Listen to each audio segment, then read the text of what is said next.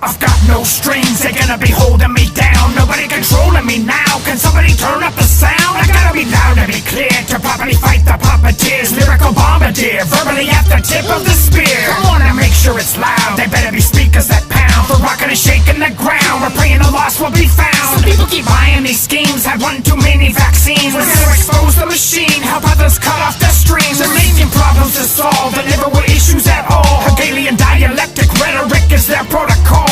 Redefining right and wrong, they wanna string you along. People are followers like sheeple to the pipe of song. They're undermining what's real and they're dividing ideals. We're on the battlefield, so grab your sword and your shield. It's time we all take a stand and start to make some demands. Begin examining the masterminds, exposing their plans. They want you to do as you're told, identical clones in the fold. Systematically controlled to keep you mentally dull. They wanna control how you think, they want you blind and hoodwinked. To take two diametrically opposing sides to the brink. We're at the edge of our seats in confrontational teams. Disinformation that persuades us when we really want peace. They wanna control the two sides and then create a divide. While behind the scenes they're robbing every one of us blind.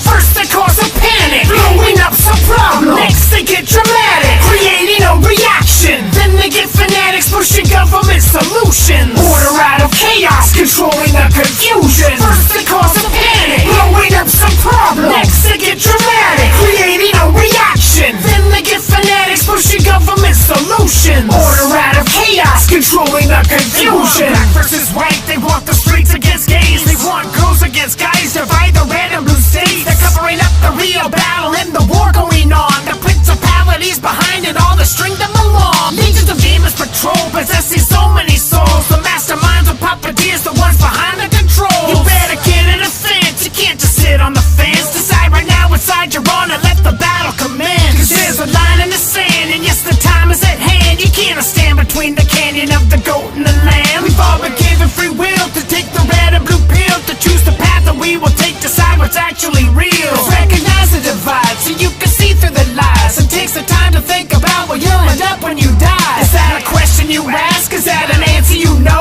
Are you prepared to take your chances? Are you ready to go? So check your person right now, see who's controlling your strings. Are you a puppet like Pinocchio, led by the machine? Have you bought into their plans and given in to demands? A planet branded by the evil landed right in their hands. And their agenda is clear, the earth will soon disappear unless we form a one-world government to mitigate fear. The evil tactics that are meant to leave you panicked and scared, so they can sell you what they made before the problem appeared. First they cause a panic, blowing up some problem. Next they get dramatic, creating a reaction. Then they get fanatics, pushing government solutions. Order out of chaos, controlling the confusion. First they cause a panic, blowing up some problem. Next they get dramatic, creating a reaction. Then they get fanatics, pushing government solutions. Order out of chaos, controlling the confusion.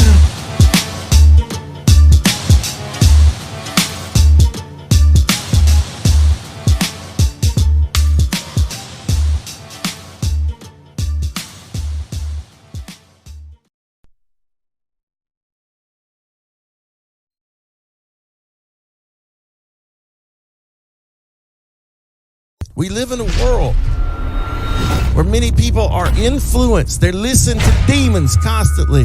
That's what's influencing them. They don't even understand. They think it's their own mind and their own thoughts, but they don't understand that there's demons speaking to them and leading everything they do. That's why the only way to break free is to follow Jesus. Because the whole world is in this spiritual evil darkness.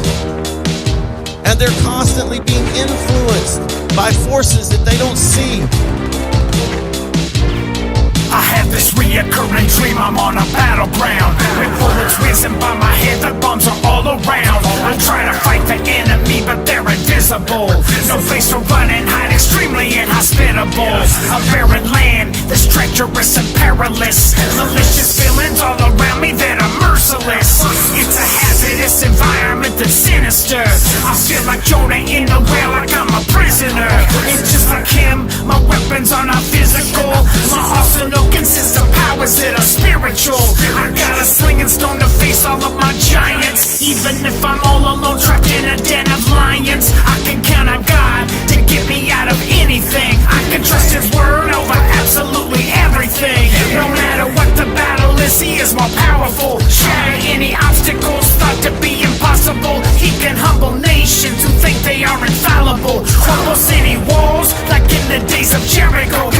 fighting chance, then dig into the biblical. This battle's for your own eternal soul, and the time is getting critical. Sometimes life is just like on the movie screen. Sometimes life is just like in a scary dream. Sometimes life is thinking what comes after death. Cause sometimes life is taking in your last breath. Sometimes life is just like on the movie screen. Sometimes life is just like in a scary dream. Sometimes life is thinking what comes after death. Cause sometimes life is taking in your last breath.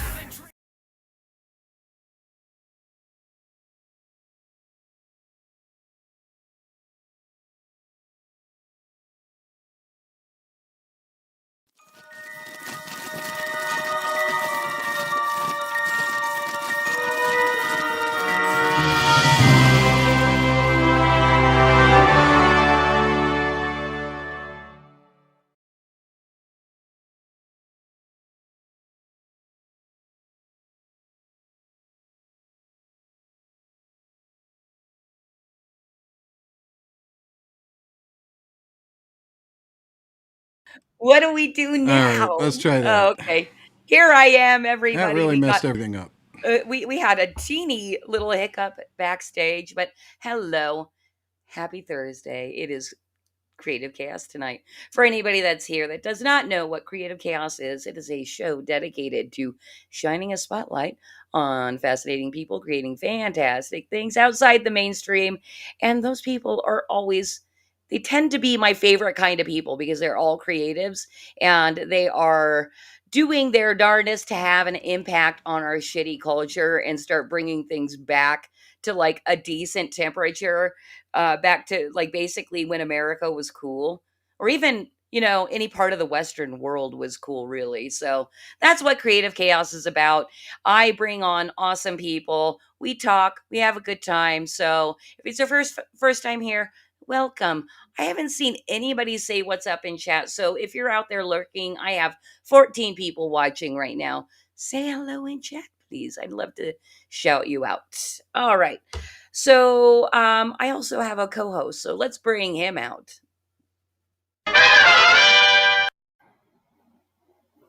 Howdy. The Batman. Sorry, I jumped the gun, I guess, or I was late getting here.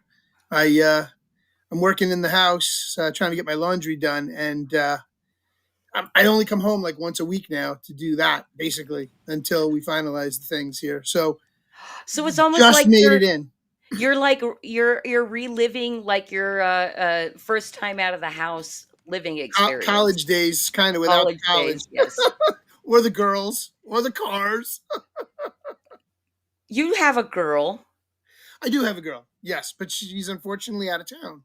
So I'm without a girl presently. Yeah, but I mean, considering it's an international girl, you guys do see each other a lot. We do. I can't complain. We do see each other a lot. So that's fantastic. How's your week been? Um, Busy, thank God. Just keeps me out of trouble. Good.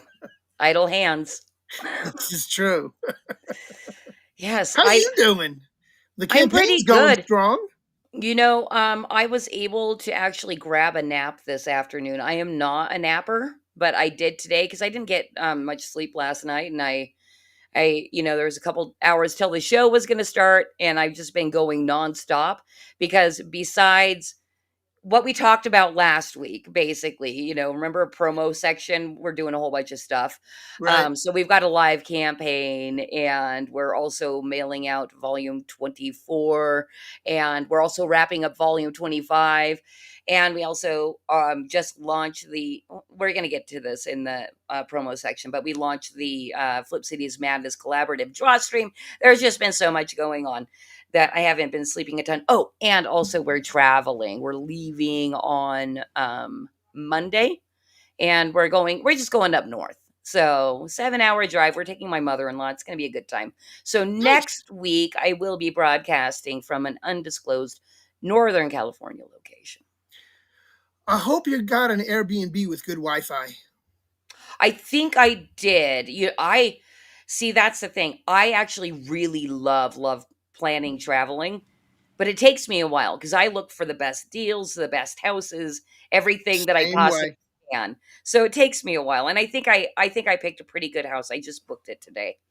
So we'll see. Maybe I'll do a tour if it's really that cool of a house. Maybe I'll walk around with my laptop. That'd be cool. Um, anyway, so Wait, yeah. before we go any further, we have to ask our family out there. Hello, Vulcan lives, Vulcan Hi, lives. Vulcan. You're there. He's there. He's the only one that hit us up in the chat so far. Everybody else is still lurking. But we have to like, subscribe, and share. Ring that bell.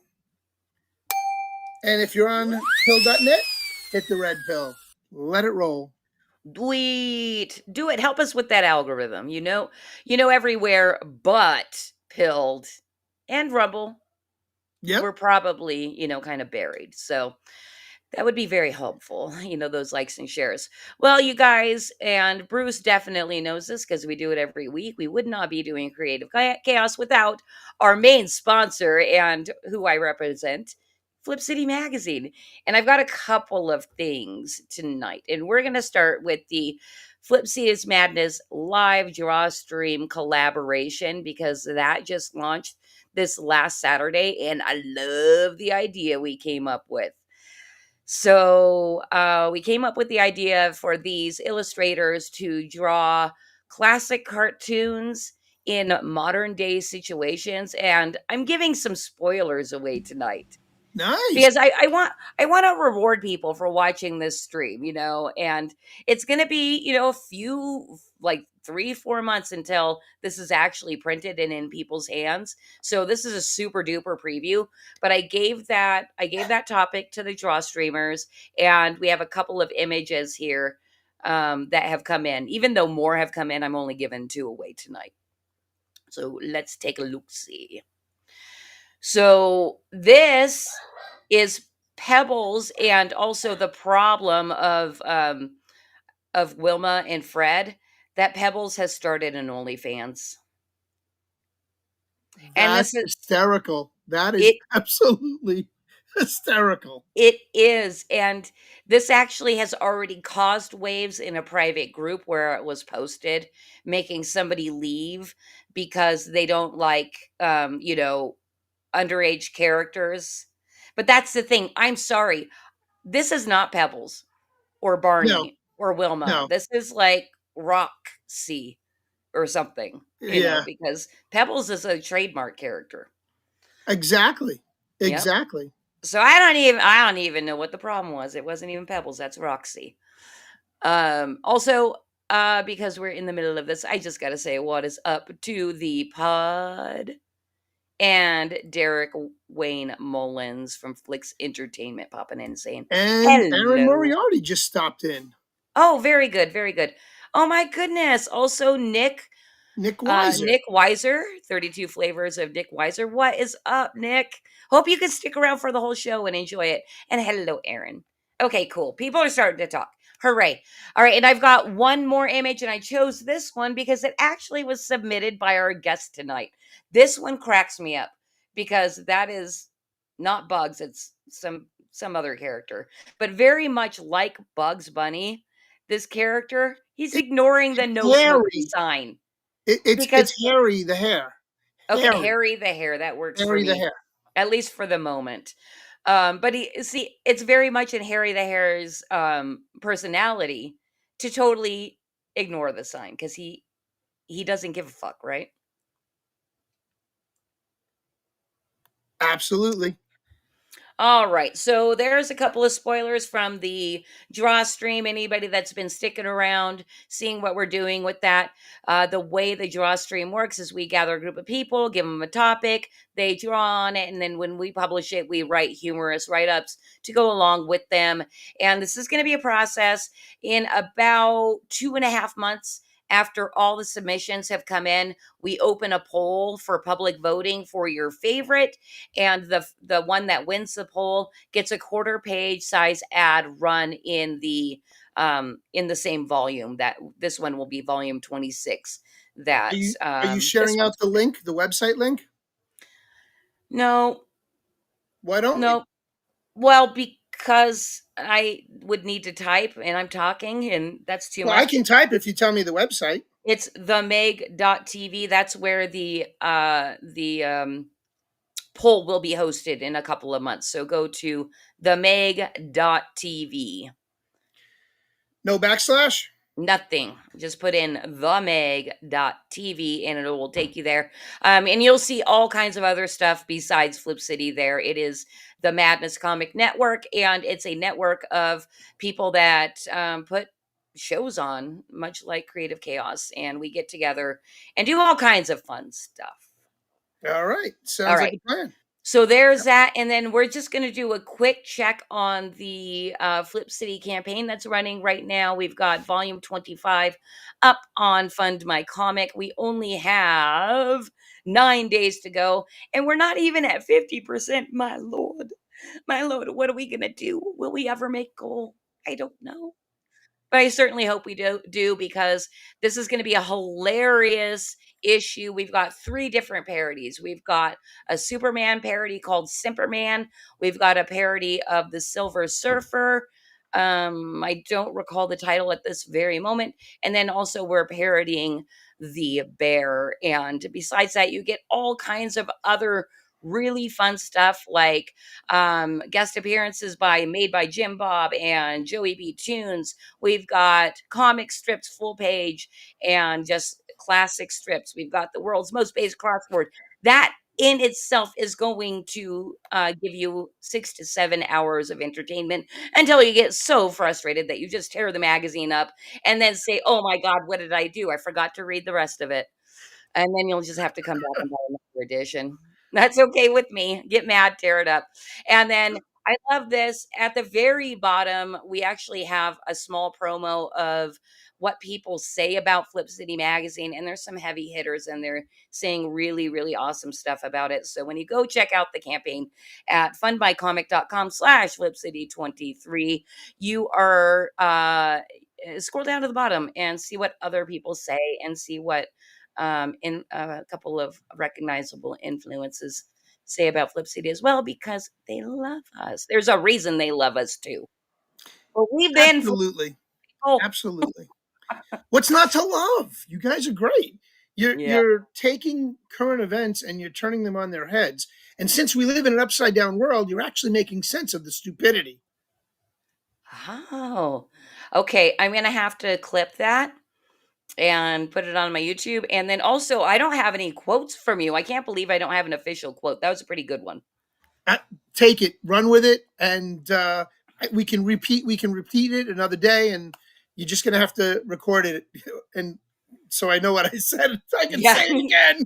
Well, it's easy to clip short, so I will definitely do that. I remember. I mean, it's very simple how you take the reality of today and you turn it on its head. And since we're already living in an upside down, bizarro world, you're making things more understandable and uprighting us. I guess you could say that, All but right. Well, I sometimes just did a second we time. get so outrageous that then people cancel it because they think we're just insane. All Not at right. all. Not at all. Everybody laughs at it. Come on. How could you not? I mean, unless you're suffering from TDS, there's really no way you can't laugh at something in the magazine. And there's so much to read. It's not just one story like a comic book. It's actually all these little shorts, all these different artists and writers doing their spin and their spoof on the upside down world we live in today. Thank you so much, Bruce. I love when people say positive things about the magazine. And I love that that's my job to like beat it out of people to say nice things. So wait, I got a suggestion that'll enhance the magazine even more. What's that? You know these competitions you've been having, the draw streams? Mm-hmm. You should add them to the magazine down the road, like make them part of the magazine. All the artists that have drawn something Mm-hmm. go in the magazine down the road, the next issue or the next issue after the contest is over. So you're showing off their work to other people, and then you can say, this is the winner. Check out his ad on page blah. Oh, well, that's actually pretty interesting. Because have done in the past, and I don't think we've done one in maybe about a year, is an artist spotlight of people that. So we already have a space and a brand is a section in the Yeah, magazine to do it. So thank you for reminding me that we can do something like that, because that would even sweeten the pot even more. Well, guess absolutely. thank you, And Madness Madness Comic Comic Networks. Network, for rating us over on Pilled. All right. Enough about us, enough about me. Thank you for all your kind words. It is time for us to bring in a really rad dude. My guest tonight, he is residing between heaven and hell. And his name's Kurt Parker, and he's a freedom loving pureblood. We know what that means. Wink. And over the past 3 years, he's been publishing a book per year in his Between Angels and Demons series. His current book, Intervention, is a prelude to his previous two. Let's take a look at this badass trailer I watched today, and we'll meet Kurt on the other side.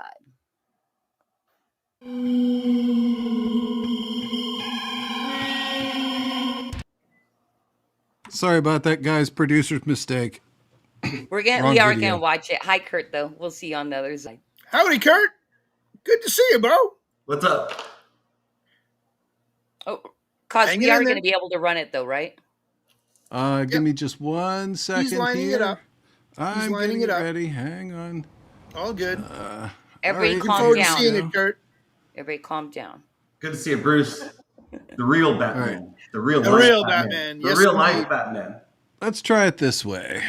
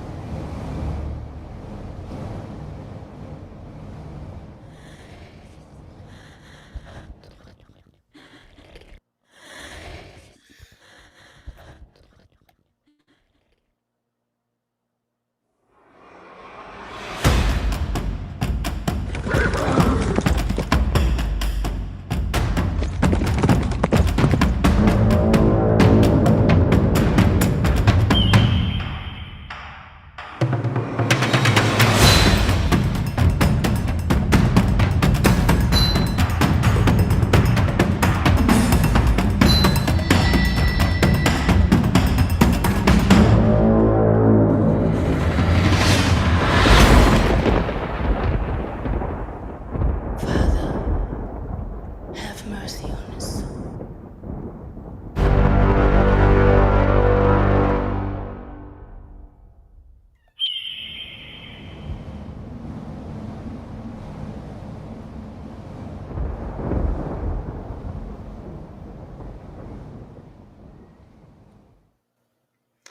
Really great trailer, Kurt. Thanks.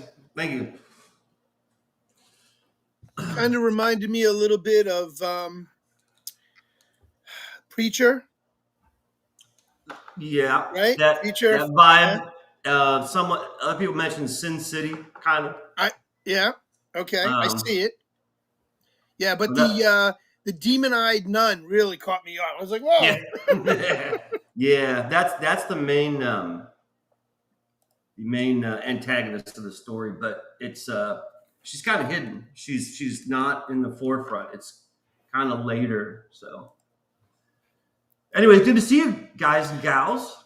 It's fantastic to see you, and you've got your campaign live right Yeah. now on Indiegogo. I dropped the link in chat, but for anybody Cool. that is, watching later, Mhm. it's also in the description of the video. Is Indiegogo the only place people can back right now? Right now, yes. The plan is this is like a test because word around the campfire over the last few years is Indiegogo can be a little tricky sometimes, and there's a lot of pro and a lot of against. and I've never done it because the last two campaigns was Fund My Comic, and I love them. And I actually feel guilty I'm not using them right now because I got so used to Fund My Comic. But I'm like, well, I got to check out Indiegogo for myself. Let's just see what this is all about. So so far so good. It's cool. But the plan is, if I'm hoping this will get, we'll reach the goal by the end of the month. And then if so, it can go, in demand for a little bit, basically to buy me time to finish the book. And then I can end it. And then once the book is finished and printed and sent out, I'll probably go to Fund My Comic and do a second chance campaign. So Fantastic. Yeah. that's the I plan. did see that on your campaign that's your plan. You set a Yeah. lower goal, but your plan is to then go I don't know, do they call it in demand or something like that? See, and again, I'm new at the Indiegogo thing. Like, Fund My Comic doesn't offer a mailing list. And Indiegogo is like, oh, mailing list. And I'm like, how the hell does this work? You know what I mean? So I'm figuring out Indiegogo as I'm doing it. And their terminology is different. They call perks instead of like tiers. And I'm just like, okay. And so this Indigo, this in demand, from what it seems like, I guess, is if you hit your goal, you can then decide to keep funding, and that's what people do. They'll go a year or 2 or 3 years funding. They'll just keep going and going and going.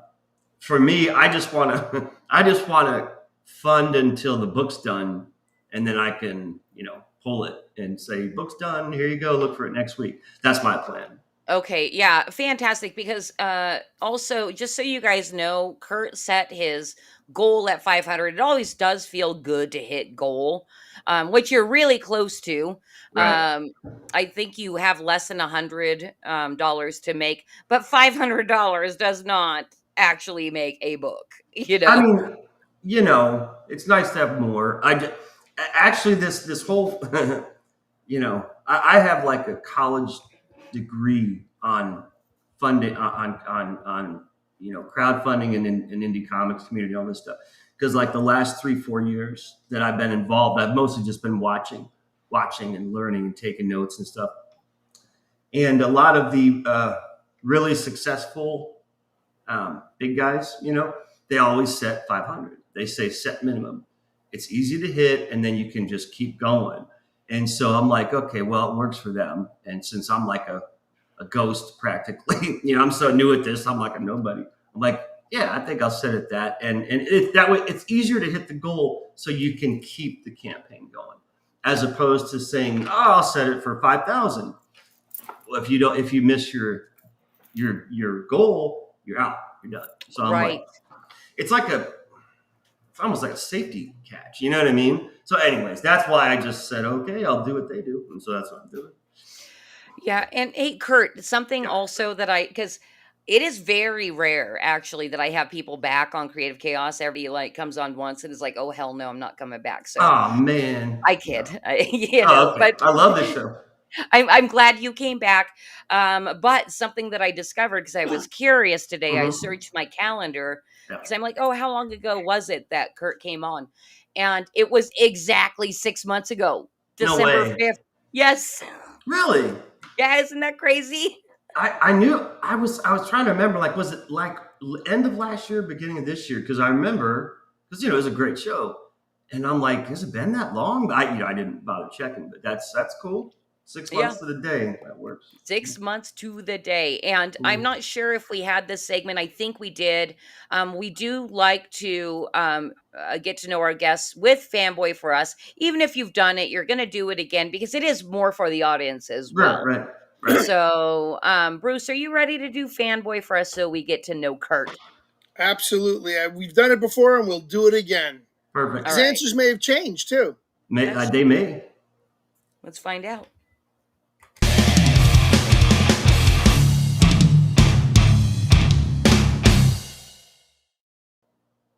All right. If you remember, like last time, we Mhm. want you to just right off the top of your head, whatever favorite we ask of you, just spill it out. Tell us first thing that comes to your mind. Cool. Movie. My favorite movie? The original Star Wars. Okay. Most impactful. I was really little. It hit me like most kids and changes everything. So, and it's still cool, man. You can watch it now and it's still cool, So It is still cool. I still enjoy it, and I'm not Yeah. even like part of like that culture, but I still like Right. that. Are you talking about the first 3 or just the very first Star Wars? Well, now it's called Star Wars: A New Hope, Episode 4. But It's really the first one. Old timers, old schoolers refer to it as the first one because it was 1977. right. Yep. I remember waiting online with my mom and a couple of my That's friends on cool. a Saturday afternoon. Yeah, We got there an hour early and stood online and waited. that's cool, man. That's cool. Can Bruce, I'm sorry because you said online. I had to tell you when you went to the inauguration, you were saying online. I started thinking that it was another Mandela effect that people always called it online because it's in line. It's in line in a lot of, you stand in line. And then I found out it's an East Coast thing. Anyway, go on. Standing online is an East Coast thing. Yeah. People Instead of don't say standing that in line? around. Yeah, you stand in line most other places in the United States. Well, when we go to concerts, we stand on a line to get into the show. Anyway, so the first Star Wars, the original, Yeah. I have to ask you, because I look at it differently now that Mark Hamill went full retard, Yeah. and so I don't look at it the same way all the way through now. It's like I watch it and all I think about is, you're a dumbass. And you probably also notice every time he's a little pussy bitch. Like when he's whining to Yoda, you're like, shut up. Yeah, but I look at it in a whole different light. But You know what's sad? I haven't watched it in years, since 4 or 5, because they fucking Disney they just Ruin it. everything. So good. It starts creeping into your memories. I'm like, you fuckers aren't taking my childhood memories. So I got that. And back then, up until 2010s, 2015s, it was still, everything was still cool movie wise, Hollywood wise, because goddamn social media, I swear it's the worst thing for society. I know this is social media right now. It has a lot of benefits, but man, it has ruined a lot of things, and it killed the Star Wars franchise, which to me was like, it's like sacrilegious to do that, because it was one of the, and this is weird coming from me, if you know my work, but it was one of the few non-sexualized stories. There was no, like nothing even almost remotely flirty. It was not adult like at all. It was very, he was able to keep it like PG without, with the exception of Leia in the bikini, right, in Jedi. But I was just, it was a nice relief that it was that kind of pure in a way. And then of course, social media ruins it. People start, these artists start doing drawings of naked Jedi chicks, and it just slowly, and I mean, I saw this in the 2010s, and I'm like, you sick bastards, why are you doing this? It's not, Star Wars is not a sexual thing. There's nothing about it that's Wait, hold on. They devolve very quickly. Yeah. But what about that really insanely sexy, like Jabba the Hutt bikini?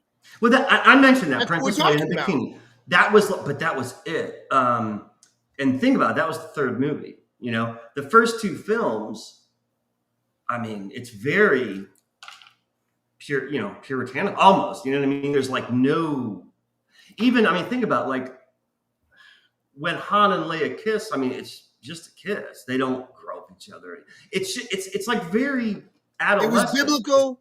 It was Innocent. biblical in the fact that they kept it very placid. There was no heavy pettings. No. It was clean. It was fun entertainment. Yeah. And I actually, that's one of the only films that I appreciate that, because I actually usually won't see a movie unless there's all the crazy crap, all the adult stuff. I love profanity and nudity and violence and explosions and all the adult stuff. But that's why I love Star Wars so much, because it was like that escape. It was that break from all that. And they've just ruined it. And then when you find out about the actors, what they really think and how they really are, it just kills it even more. And it just keeps happening more and more, to the point where I'm like, man, I'm afraid to watch the original, because everything I know now, I don't want it to affect how I see it. You know what I mean? So I don't know. No, it's if you watch it now, you will look at it with a different set of glasses, 100%. Yeah. Just because of the people in it. Like I look at the Batman the Animated Series now in a whole new light, Right. because the Joker has truly become the Joker. It's like Mark Hamill has gone full retard on us, and Yeah. it's just insane. Yeah. So he plays himself, Yeah. as that part. It's just crazy. Yeah. It was like I said, when things were better, when we didn't know that much about the actors and actresses, when we didn't hear their opinions. You know what I mean? Like, when I was a kid, the big deal was the like the Sunday morning newspapers, God, what was that section? Like the paparazzi section.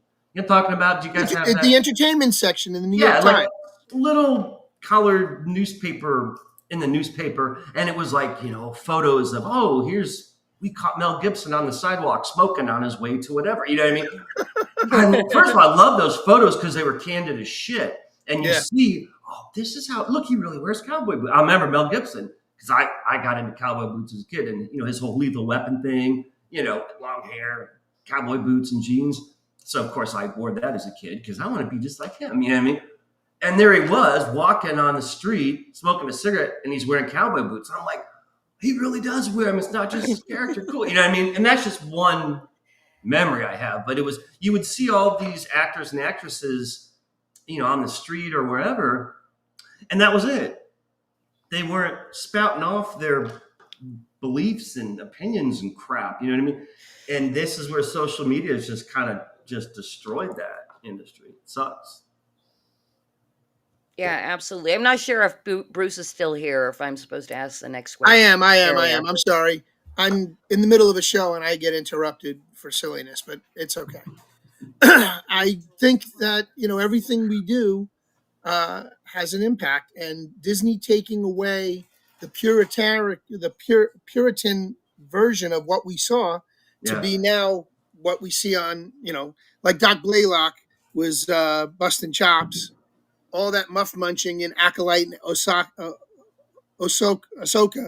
was just a bridge too far. I mean, it shouldn't be in Star Wars. None of that should be in Star Wars. No, not at all. Star Wars is the kids' book you want your grandchildren to read when they're able to. Right. And didn't Lucas even compare it to like a fairy tale? I know it's like fantasy. It really is so old school, basic fairy tale fantasy. Good versus evil, religion. There's a lot of religion in it. People don't realize, it's not really, there's a lot of religion in it. You know what I mean? And that's, to me, it's like when it comes to storytelling and just subjects, that's, to me, is like all those things are pure. Fairy tales, fantasy, all that is, and there's plenty of dark stuff. That's all I do. I love the dark stuff. I love it. It's just, if that's all there is. Look at your comic. Look at your comic. Yeah, man. But if that's all there is, then it sucks. But that's where they've taken us. That's where they've taken us. They've taken us down the dark side, and there's a lot of us. You talk about the conspiracy theorists or the Q-tards or whatever you want to call yourself, right? They've taken us, society as a whole, down a very dark path. Right. We're looking to seek the light. Okay, we want the light, and that's part of why when we look back at these movies. Star Wars is your perfect example of a Puritan era when we as kids got to enjoy an entertainment, the way it was meant to be. Our innocence. And ironically, life imitates art imitates life, because you just said, we've been, and everyone knows if you read the news or, are not living in a cave, that it's gotten darker in the last few years. Things are really screwed up. You guys are just mentioning the world's upside down. Everyone knows it. what does that remind you of Star Wars? The balance of the Force, the balance between good and evil. It's imbalanced. It's out of whack right now. Just even from the story point of view, you know, the whole Force is the balance of light and darkness. And this goes back to the beginning of time, man, is that struggle between good versus evil and the light and the dark and heaven and hell. And that's where my subject comes in. But Star Wars had that. That was my when I looked at your comic, when I saw your preview, that's exactly what I wrote. Good versus dark evil. Yeah. Dude, we're in sync on that. Absolutely. And 100%. in Star Wars, even though, you know, he doesn't mention actual God and all, he doesn't come out and say, this is actually a lot of religious stuff, you know, and he shouldn't, because it's a long time ago in a galaxy far and away. That stuff, those phrases don't exist. Christianity and all this, Jesus Christ, that doesn't exist. Although it was interesting how in Phantom Menace, angels came up. That threw me. Remember that? You don't remember that, do you? Well, that hit me like a ton of bricks. Which one was it? The Phantom Menace, episode 1. When Anakin is talking, when he first meets Padme, what does he ask her? Are you an angel? And she's like, what? Oh, He's like, an yes. angel. It's this species, this alien. And I was like, no way. That is badass that Lucas actually has angels in Star Wars. But he made them an alien species, which, you know, plenty of theories on that. But anyways, the whole imbalance of the Force, we're seeing it today. And it's funny we're how living it. we're living it. living And it. it's not just in the film industry, because Hollywood has just gotten so corrupt and it's screwed. But it's everywhere, man. It's obviously politics and where everything. It's like it's saturated everywhere, man, and it sucks. I got to tell you, you talk about, you know, the good versus evil and Yeah. how we're living the Phantom Menace right now, you know, Yeah, with or the Manchurian Candidate or right. whatever movie association or reference you want to make. hmm Are we not living a movie right now? Lots of people, some of the smartest people say it. And it's the good versus dark evil, as you said. Yeah. And I mean, you know, without going into Abramovich and Pizzagate and all that other Right. crazy Right. crap, right? Right. I'm So like, we're not even going that way. We're just saying in general, Yeah. the dark evil and just the crap they've put us through. Yeah. You know, COVID. Okay, now Yeah. it's turned out to be. Now they're admitting it was the biggest con in Yeah. the world, Right. next to the Spanish flu or whatever that Mhm. was, right? you guys, we're flipping the show upside down. We're already in conspiracy corner. We still have to talk about Kurt's book. I'm sorry. I didn't mean to go down that path. We still haven't even finished Fanboy for us. No, we're literally on the The first rabbit hole. question. That we literally got sucked down the rabbit hole. I am so That's sorry. all right. Kurt. I didn't No, know- man, dude, man, I was like throwing I was guiding you down the rabbit hole, brother. Yeah. I was Yeah. like, hey, let's just don't worry about my stupid I- crap. Let's I go think- on over here. I think Kurt might be the dark evil of creative chaos tonight. All right. No, this is great conversation, though. I love this, and thank you for engaging me, because this is the kind of stuff that we ponder, but we don't always speak of. And now that we're able to have a conversation about it, Yeah. and you know, Not be afraid to get whatever the channel yanked or flagged or Exactly. whatever the hell stupid Exactly. ass punishment that they were doing 3-4 years ago. It's ridiculous, dude. yeah, absolutely. Until Elon Musk bought Twitter. Yeah. I mean, and that whole thing is a ooh, the new shiny, look here. You Yeah. really think Trump and Elon Musk are battling each other right now? Dude, No. I'm like, oh, this is a perfect day for this to happen. I'm like, because I get nervous. I don't do shows, at all. But anytime I have to be on cam, it like takes me like 2 hours to focus and get ready, because I hate being on cam. You know what I mean? And so I'm all like, okay, you got this ready and make sure you have plenty of time and blah, blah, blah, blah.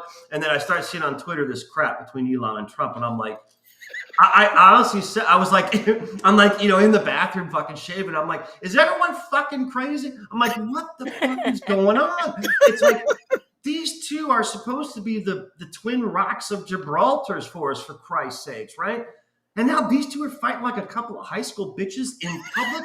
And I'm just like, you start to think, okay, I have to be insane because everyone else is acting one way and I'm not. So does that make me insane? Or am I like the sane one and everyone else is fucking nuts? You don't know, And so I'm just like, yeah, bro, you're What do right you on do? the money. You're right on the money. I You can't know what? believe it. It's, first he shows up with a black eye, right? Last Yeah. week Oh, that yeah, he that's claims right. his son His kid, X. gave him. But what's the initiations into the dark evil ranks? Oh man. Right? I don't even want to Black go eye? down there, You dude. guys, we're getting back into conspiracy No, I'm corner. sorry. I'm sorry. I have to moderate Okay. the show just a tiny Okay. bit Okay, because I know Mom. you both. I know you both. I'm I'm sorry for anybody that was enjoying this conversation. I was, but we just got to get the show back on track. Okay. But So, Richard, what's the Richard, next question? Richard said it best. Art imitates life, or art is a glimpse into our future. Like Terminator and drones, we are all living that today. Yeah. 100%, brother. 100%. Well, and also Vulcan says a very true thing. It makes you feel like you're the insane one, but we Yes. are the sane ones. I- But I think it's we all know it because we have so many friends that are of like mind, and by like mind, I do not mean hive mind. It Right. literally is people that question right. things. That's Right. how we're all of like mind. Look, Anyway. we're living in the matrix. We're seeing through the matrix. We're seeing the code. We see what's going on. Right. There is no spoon in my hand. Right. You may think there's no pen in my hand. You may think there's a pen, but it's not there. Yeah. The only good thing, last thing, and then Mom will take over and put the two adolescents back on the path. The one good thing to come out of this is that famous. I love quotes. I'm a quote freak, and the older I get, I like more and more quotes. I start looking them up. Is that what is it? Is it Sun Tzu? May you live in interesting times, dude. We're living it. We're We living got it. it. I mean, it's like no matter how screwed up shit is, I honestly say, you know what though? We are like living history. Fuckers are going to be reading about this when we're dead and dust. 100 years from now. They're going to say, this era of blah, blah, blah, and the richest man on the planet was fighting with the president. Just everything involved. And we're witnessing it, man. We're here living it. It's affecting us. 100%. I'm going to Trump's birthday parade with the military, 250th Wow. anniversary of the Army. I'm No going to be way. there with a handful of other people from podcast groups, just hanging out, watching it and taking it all in. Because we, as you said, are living through Yeah. a historic time right now. You got to live Next stream that, weekend, man. I'm there. God bless. I got my tickets. Can you live We're on stream our there? way. Could you? I'm sorry? Could you live stream from there? Or is it not Well, allowed? when I was there for J6, I tried to live stream, but they shut that shit down. Yeah, I yeah, don't know if figured. I'm going to be able to, but I will be videotaping. And, Cool. I do my show with Cosmic Grandpa, the Three Beermen. So Sunday night, 7 p.m., the following night, I'm going to be streaming it. I'll probably still be, or I may be on the road. I don't know where I'll be, but I'll Cool. be streaming it because I'll have sent video footage to Cosmic Grandpa. So you will see stuff. Okay. I'm supposed to meet up with Red Pill Ken from the pilled.net channel and a Okay. handful of other people from different podcasts. So there will be some coverage, mostly video footage, but it will air the next day. So Perfect. definitely follow us Sunday night, the 15th. I'm looking We'll forward to have seeing footage that. for sure. It'll be Bruce on the Loose at Trump's birthday parade. Put your body armor on. Put the Batman suit on and go kick ass. Oh, that would be rad, actually. No, no, I hold on. I just watched it. You have to give me a minute here. Hold on real quick. So how's it going, Christy? Good. I am enjoying your conversation, and I think I might be taking my mod's advice. saying just let it roll. Let it roll. I Let it told roll, I baby. I iron fisted and now I feel ashamed. No, because- don't. No. I'm just razzing you. Believe me, Okay. it's cool. What do you got? I need the audience. I need the audience participation on this, guys. Hold on. I've got this shirt. I can't tell what that is. It's Trump. Oh, I see it now. I see it. Yeah. Yeah, unfortunately, it's not buttoned, but if it's buttoned, It's the fight. yeah, hold on. Yeah. Actually, the back. Oh, So there you I've got go. on the Yeah. back. Yeah. So I'm either gonna wear this one, Uh huh. Ooh, nice. this one. Uh huh. It's summertime, and it's gonna be down in DC. It's gonna be warm, so I don't Yeah, know the if black. black's gonna be the way to go. But Yeah. then I've got this one. Ooh, that's nice design, man. Yeah, this is my favorite of all the Trump shirts, and I've already worn it a couple of times. Mm. So I'm debating this should be the one I wear to the parade. Yeah, I'd say 3, 2, 1, like the opposite of how you showed them. I'd say that Yeah. one's probably the best. I do like that black, but like you said, it'll get hot. Like Yeah, it's that's gonna the- get that- real like, steamy. at night. If it cools down at night, switch to that. Man. Yeah, I could. I could You actually, know? because we're gonna be there for the week, the weekend. Yeah, And then this one's just a really cool. I love how it's like an artsy shirt, kind of Almost like like a beach. kind looks like you wear it to the beach. Sorry. And it looks like you wear it to the beach. It almost has a tie-dye look to it. Right. Exactly. So it's kind of like Scott Lebato's art with Okay. with a very esoteric Trump image on it, very surrealistic. But you Yeah, get cool. it. You see what it is. It's just really cool. Yeah. But anyway, so those are my 3 choices, and I agree. I think the silhouette of Trump with the American flag is the Mhm. way to go. Yeah. I think that's definitely. I was leaning towards that originally anyway. It's a sharp design. I like that. I think that one has the most impact. And Richard likes number 3. Yeah. Thank you for your input. Appreciate you. Cool. New creative chaos segment. Bruce on the loose.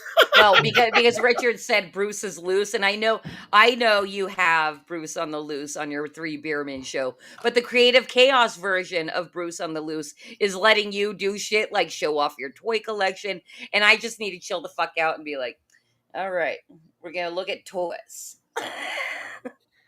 I appreciate that, Christy. Thank you. I don't You mean to. I don't mean to commandeer the show. That's not what this is about. No, dude, you are a personality and a half, and it's why I love you as a co-host. And Thank you. remember when you used to be my sidekick? Now you're a co-host.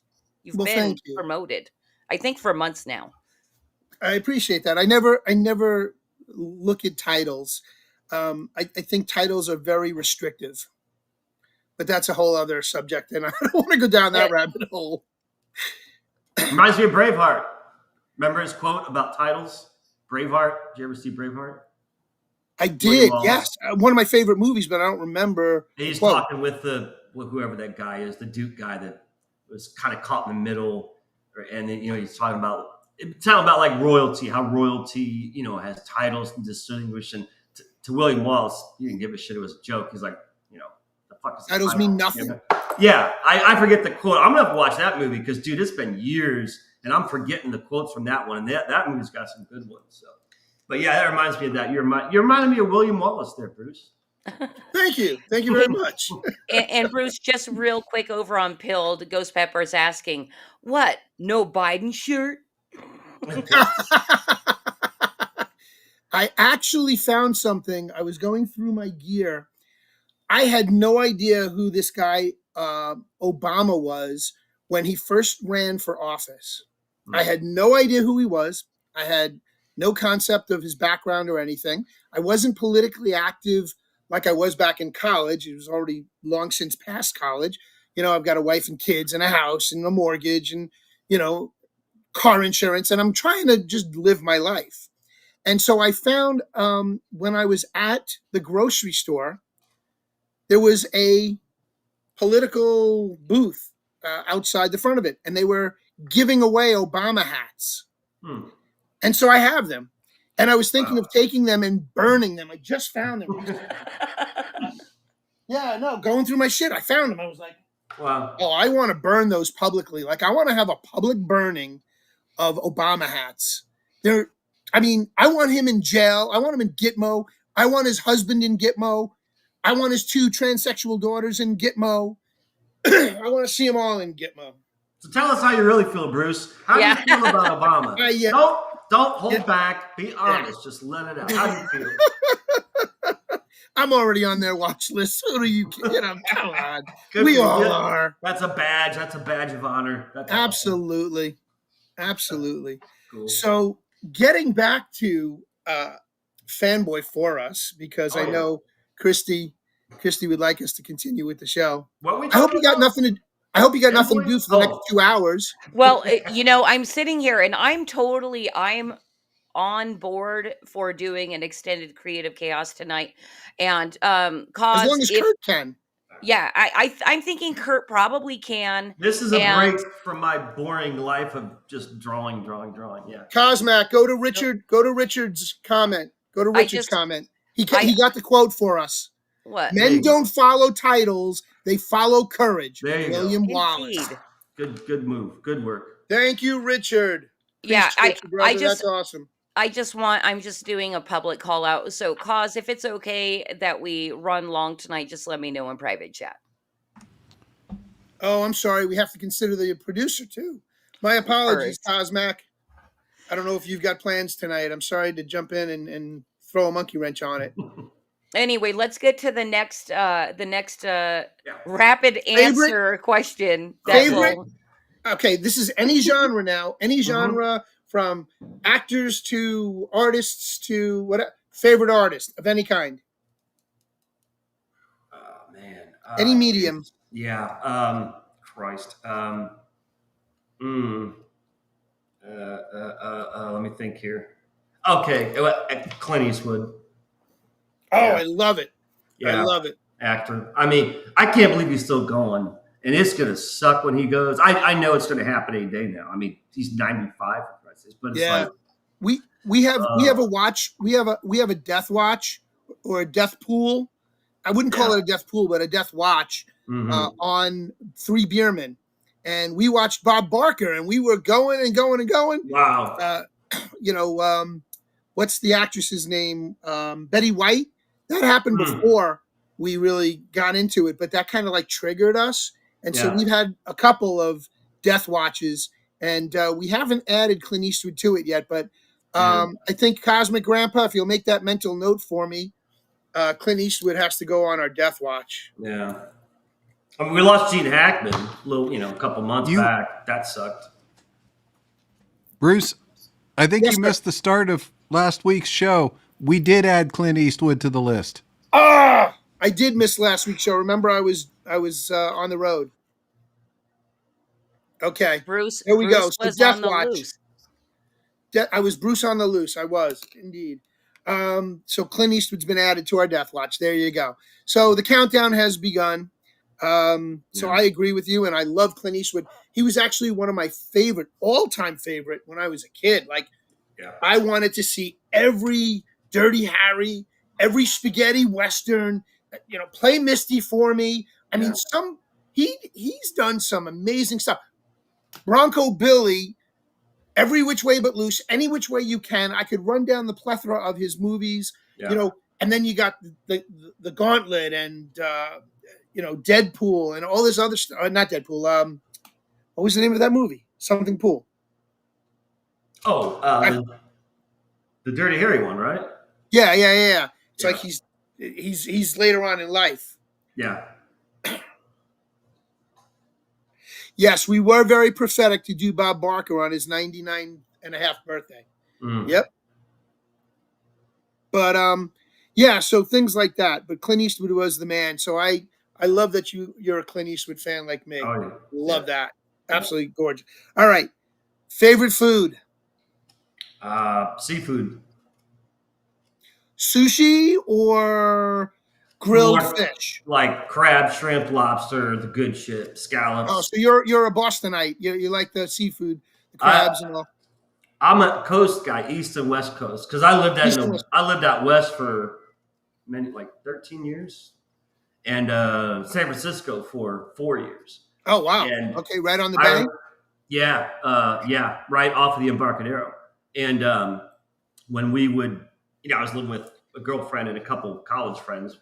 We were young and new at life. And so we would go to seafood restaurants, man. And they were, what you're eating in that restaurant that night, they caught that morning. And that's no exaggeration. That's no bullshit, because you could see them, the boats come in the morning. You know what I mean? And so you want to talk about fresh seafood? It literally caught that day. And you're talking scallops and lobster and shrimp and crab and what's the calamari. It's weird. I mean, when it's like, you really can tell when it is fresh, you know what I mean? Yeah. So that did it for me, man. I'm like ruined. I'm spoiled on seafood now. All that stuff. Any seafood, clam chowder, whatever, man. It's all good. You come down to Long Island and you reach out to me, and we'll go out to a local place out here that has the same thing. Dude, that would be crazy. Again. And I'm East Coast. I'm Long Island, East Coast. East Coast, yeah. See, obviously the East Coast is known for that as well, and that's what's so cool is both coasts have that primary seafood. So either way you go, it's cool. I will get hold of you if I ever wander that way, my friend. Believe me. Absolutely, for I'll sure. take you up on that. Just another reason to love the United States. Yeah. I don't want to jump the shark or put the cart before the horse, but a friend of mine turned me on to a friend of his that has an old ambulance that he's looking to unload. And I've been wanting to take one and convert it into a camper and just travel the United States cross country. Yeah, do it. For the 250th anniversary of God Bless America. That'd be cool. So I'm this close. I need the divorce to finish. Then I can buy myself a truck. Then I can get myself a camper and then get on the road. Oh, that would be so rad. That'd be That cool. would be so rad. I'm looking. All right. Favorite drink, alcoholic and or non-alcoholic, or one of each? We'll do one of each. Coffee, definitely. 24 hours, I'll drink it. Drink-wise, rum and Coke. Spiced rum and Coke. There you go. Which spiced rum do you prefer? Captain Morgan. Technically, Captain Morgan private stock. It's private stock. It's the shit, dude. It's small batch, or is it just a higher quality? It's a higher quality, but it smells, tastes different. It's stronger, smoother. I've gotten a lot because I used to bartend in Vegas. When I lived out west, I lived in San Francisco a few years, Las Vegas a few years. I gypsied around my Arizona, Utah, wherever. Nice. I worked. I was a bartender for a while, and I remember when the distributor brought in a bottle of private stock because.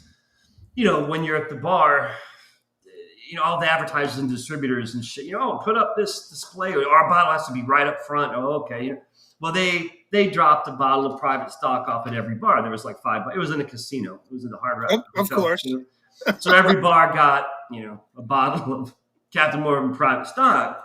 And if you don't, if you're not aware of the service industry when it comes to bartenders and waiters, we're all a bunch of fucking drunks, alkies. You sip from the fucking bar, man. That's just how it is.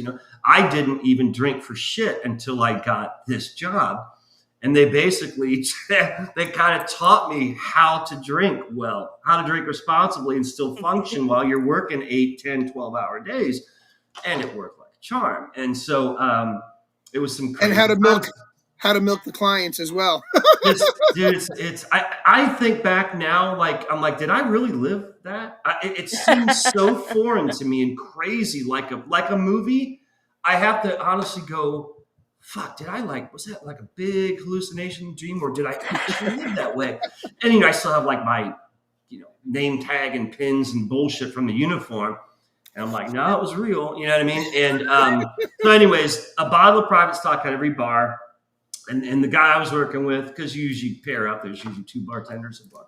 And, he's like, let's try a shot. I'm like, okay, And so, we drink it. He's like, well, let's try a little bit mixed it. Dude, the customers didn't get shit from that bottle. We killed the bottle. You know what I mean? Within 2-3 hours, the next shift comes in and they're like, hey, where's this new private stock? And I'm like, talk to him, and he's like, "Oh, we drank it all." So it was like crazy, man. But so ever since then, I got hooked on private stock, and I don't drink much now. Levi. Levi? Are you just saying Levi hello just to jumped in Levi? the chats and he said, "Hello, Christy, Bruce, Kurt, and the chat." What's Hello, up? What's up, Levi Levi? Steen. So How's it I had going, to man? just say hi back because I didn't want to break your concentration. It was great. It's funny you talk Which- about being in the industry. You talk about being in the industry. Right out of college, my first job was working in a hotel bar, Oh, and it was a nightclub at night during the week. wow. And so it was like the hangout pickup spot and it was inside of a hotel. So when you were done hooking up, you know, with somebody Went at to the your bar, room. you went up and got a room for the night. Yeah. And the chef was a fucking psycho alcoholic. And I was told, because the general manager, my boss, was going out of town for the weekend for a family wedding, and he left me in charge. And the chef, I was told the chef is an alcoholic. You only give him one pitcher of beer at the beginning of the night. Don't let him bully you. Don't let him con you into giving him another one. All But right. after you're closed, you can give him another beer. But not a pitcher, just a Right. beer. Right. So the motherfucker came at me with a knife threatening me. He wanted his second pitcher. I was like, Dude, that's fuck how- this. I'm out of here. I don't get paid Dude. enough to deal with this stupidity. Yeah. I'm sorry. I left my- Go ahead. I just have to interject because I hung out with Kurt one time for hours on his stream and heard a lot of his bartending stories, and oh my god, like I thought I was wild in my 20s, but Oh. hearing Kurt, I was like, No. and Yeah. I'm glad I don't know, I might have had, I probably would have died. And Kurt, I think you even Yeah. said, I'm surprised I didn't die. Yeah, I mean, I believe it or not, I'm a personal discipline freak.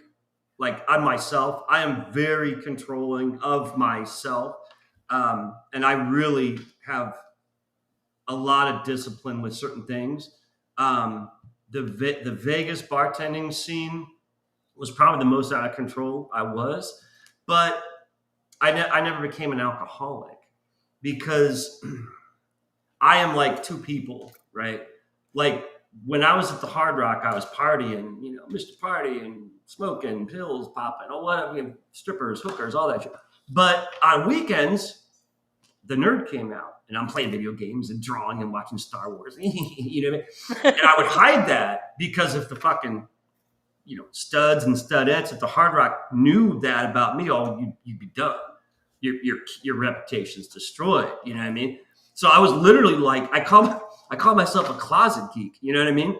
Because I literally was hiding the fact that the real me was, you know, an artist and into film and comics and music and video games and all that kind of, you know, nerdy stuff. But then, you know, when I was at work, it was all, you know, fast cars Is and it- fast chicks and fast drinking and So everything funny. else. You have to hide that you're actually a good person and you know, like not Yeah. vapid. You have to hide you're not vapid. I did it. I'm did it- surface. No, I did it all wrong. Like I said, I went into Vegas and the industry like a clueless 18-year-old, right? I had no idea. You want to talk about corrupt and twisted and bending the rules and that walking the fine line between heaven and hell. That is Vegas. It's Sin City. I mean, hello, Sin City's the nickname, right? So I go in there, you know, because I'm a good old boy from Ohio, and you know. Well, you learn eventually real quick, you go with the flow. And when you go with the flow, oh, suddenly you're cool and they love you because you're one of them now. And so that's where I'm like, okay, well, time to cut fucking loose. And so I cut loose, you know what I mean? Because I didn't have wife and kids and all that shit. Now, and the guys who didn't have them for long. Let's just say that. Vegas is very destructive. You know, you don't fall in love in Vegas. You fall out of love and get divorced in Vegas. It's like, you know, but it was so crazy. And for, you know, for so long, because I was at the Hard Rock for 5 years. I honestly think back now that I'm older and boring, you know, I'm like, did I fucking do all that shit? Did that really happen? And yeah, it did. Because I've kept in touch with some people where they're like, dude, that was crazy that one night. I couldn't believe, you know what I mean? I'm just like, okay, it was real. But yeah, so take your hotel experience and multiply that by about 10 times, because the craziest, raunchiest hotel and casino at the time in Vegas was the Hard Rock Hotel and Casino. And I was front and center. And it's nuts, dude. It's nuts. So anyways, I'm a much more boring, better person now. And like the good side of me has taken over, because now I'm a total 100% geek. I don't have to hide in the closet anymore, Mike. You're geeking out every day. Yeah, I sure am. Good for you. All right. So that was the alcoholic side. What was the non-alcoholic? Oh, coffee. You said coffee. I'm sorry. Yeah. I had to regroup my thoughts. Right. Okay. Any genre, favorite character? Man, I remember what I said last time, and I'm just going to stick to it. I really dig Snake Plissken from Escape from New York. Plus, he's got a cool backstory. Because if you ever watched the documentary about James Cameron, the director, Christ, what's his name? Who directed Escape from New York? Wow, it just left me. I don't know why. John Carpenter. John Carpenter, that's it. You know, there's like a little, documentary thing with the Escape from New York. And Snake Plissken was a guy who knew in Cleveland, Ohio. His name was really Snake Plissken. So he based this childhood badass from Cleveland, Ohio on and made this character Snake Plissken. Dude, that's cool as shit. You know what I mean? That's cool. Not to mention Kurt Russell looking like that badass and stuff. And he's just a cool character. It's, God, why didn't they make better sequels? Because Escape from LA, okay. It just, man, what a cool character. It's really hard to beat out an original with new content for the original characters. Yeah. I mean, and even comic books do the same thing, and they rehash the storylines. Good guy against bad guy. Twist about the bad guy. Good guy falls for it, and it's a routine. It's a script, if you will. But it's funny you mentioned Snake Plissken again, and I don't know if I told you, but I actually got a Snake Plissken Cobra patch. It's red, white, and blue with a yellow chest piece, and it's got a patch over the one eye. Cool, man. And I stitched it on the back of one of my jackets. I'm trying to remember. I don't have it here. It's back in my other place. What, dude? If you find it, like, you got to hook it up somewhere near where you can grab it real quick and show it. Next time. Next time you're on, if I'm in the chat, I'll be like, Bruce, where's that damn patch? Stop what you're doing. Interrupt the show. Show me. If I'm in my other studio, it's. I know exactly where it is. Cool. It's hanging in that back office closet. I got to go get it. That's sweet. Very cool. All right. So here we go. Is that it? The last question. Your favorite band? I say it again. It was Iron Maiden. Yep. Iron Maiden. That's a good choice. They're epic, man. To me, they're one of the pillars of metal. You know what I mean? Yeah, absolutely. I told you then, and I'll tell you again. I went to their concert right after I got on my neck brace, my body cast from when I broke my neck in '87. Yeah. And I went and saw them live after all that, recuperating. I couldn't thrash and bang my head, but I was definitely like rocking the shoulders. Well, back then you were risking your life if you did that shit, because those mosh pits were real. And, we had lighters, and it wasn't cell phones in the air. It was lighters in the air, and all the shit that went with the light. It was, and a 110 camera. And What's a 110 camera. Yeah. A 110 camera.